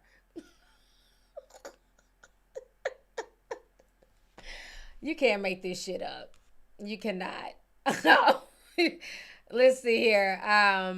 Spiced Hun said 999 says, I remember watching Daniel Evans' Psycho 11 when I was 11 years old and feeling insecure about my gap after seeing how Tyra treated Danny about hers. America's Next Top Model did real damage to a generation. Yeah, I'm sorry you had to go through that. Yeah, I hated that for her. And I hated that for any girl with the gap. Because that wasn't cool. Let's see here. HDX21. Hey, Ronald. He says, I want to watch the doc because of your last video. Tyra was a serious problem and took no accountability for a majority of the issues on America's Next Top Model. I agree. Thank you so much. Definitely check it out. Check it out and form your own opinion on it. So thank you. Shy B sent $10 says she is beyond delusional to think that this docuseries would make anyone interested in a reboot. Clown. I agree 100%.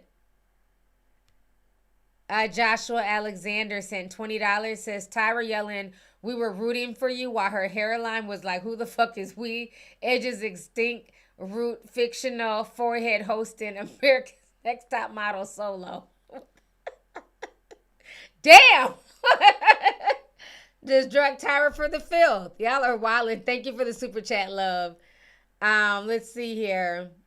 Phoenix Black says, I can't wait for the RuPaul Drag Race tea to come out. Oh, wee. I never got into RuPaul's Drag Race. I wonder what the tea is on that. I think I may watch like one episode. Design Queen 12 sent $10, says the money is not money in. The exploitation is being exposed in all categories of the industry. I believe more will be exposed. It's getting crazy in 2026. Has more to reveal. I definitely agree. I think a lot of this is boiling down to people at home. They're working regular jobs. They're seeing, themselves on America's Next Top Model, on Hulu and different things like that, and they're not getting no residuals from it. And this is why a lot of these reality TV show stars are now fighting to be paid. They're now fighting for residuals. They're fighting to have their own union like SAG-AFTRA. Because these people are shooting for months at a time. All day, every day. And then they're either getting paid the bare minimum or told that their payment is exposure. So hopefully they'll come up with some type of union for reality TV stars. Let's see here. Lola Marie sends $6.99 says, T, you have such a doll face. I love your energy and your informed perspective. You always speak from a place of wisdom. Love you, July Leo gang. Thank you so much. I appreciate you. Gang, gang. Leo's in the house, even though I don't know what season it is. We only know our season. Thank you for the super chat. I really, really appreciate you. Thank you. Let's see here. El God says, girl, I used to tell people that I don't want a model because everyone just tries to flip on you and don't want to be in those rooms. It's super predatory. Yeah, the modeling world is just a very interesting world. And especially now with all the information coming out about how a lot of it was used for trafficking is just even scarier. Y'all talking about True Life? MTV's True Life. I love that show. Oh my gosh. True Life was everything. I was a big fan of that show.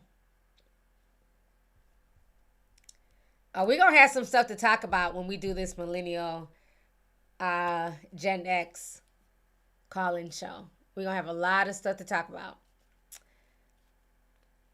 Shannon Walters, Sim 5 says, Adrian Curry been spilling tea. They did her straight up dirty. She has her own show. She sells Avon and gossips every day. I met tea sippers in there, LOL. I've been seeing her. I don't follow her, but she's been popping up on my Instagram feed for the past 2 days. I'm like, where did Adrian come from? Now I'm seeing like all her social media feeds. And she looks good. She's aging really gracefully. I remember when she got on the Surreal Life and she married one of the Brady Bunch kids. I thought that was crazy. I don't think they're married anymore, though. But I remember her on that show. Lola Marie sent $13.99 says, I need to know how to call in for the Millennial Show. Please, ma'am, I know there's going to be tea. I will post the link when we do the show. So I'll let y'all know in advance. And you're a member, so I'll let you guys know in advance. Let's see here. DeRay Ray sent $49.99. Thank you so much for the large super chat. I appreciate you. Says, man, this is the third time I tried to send a super chat. Shake my head. But we love you, T. Keep doing your thing.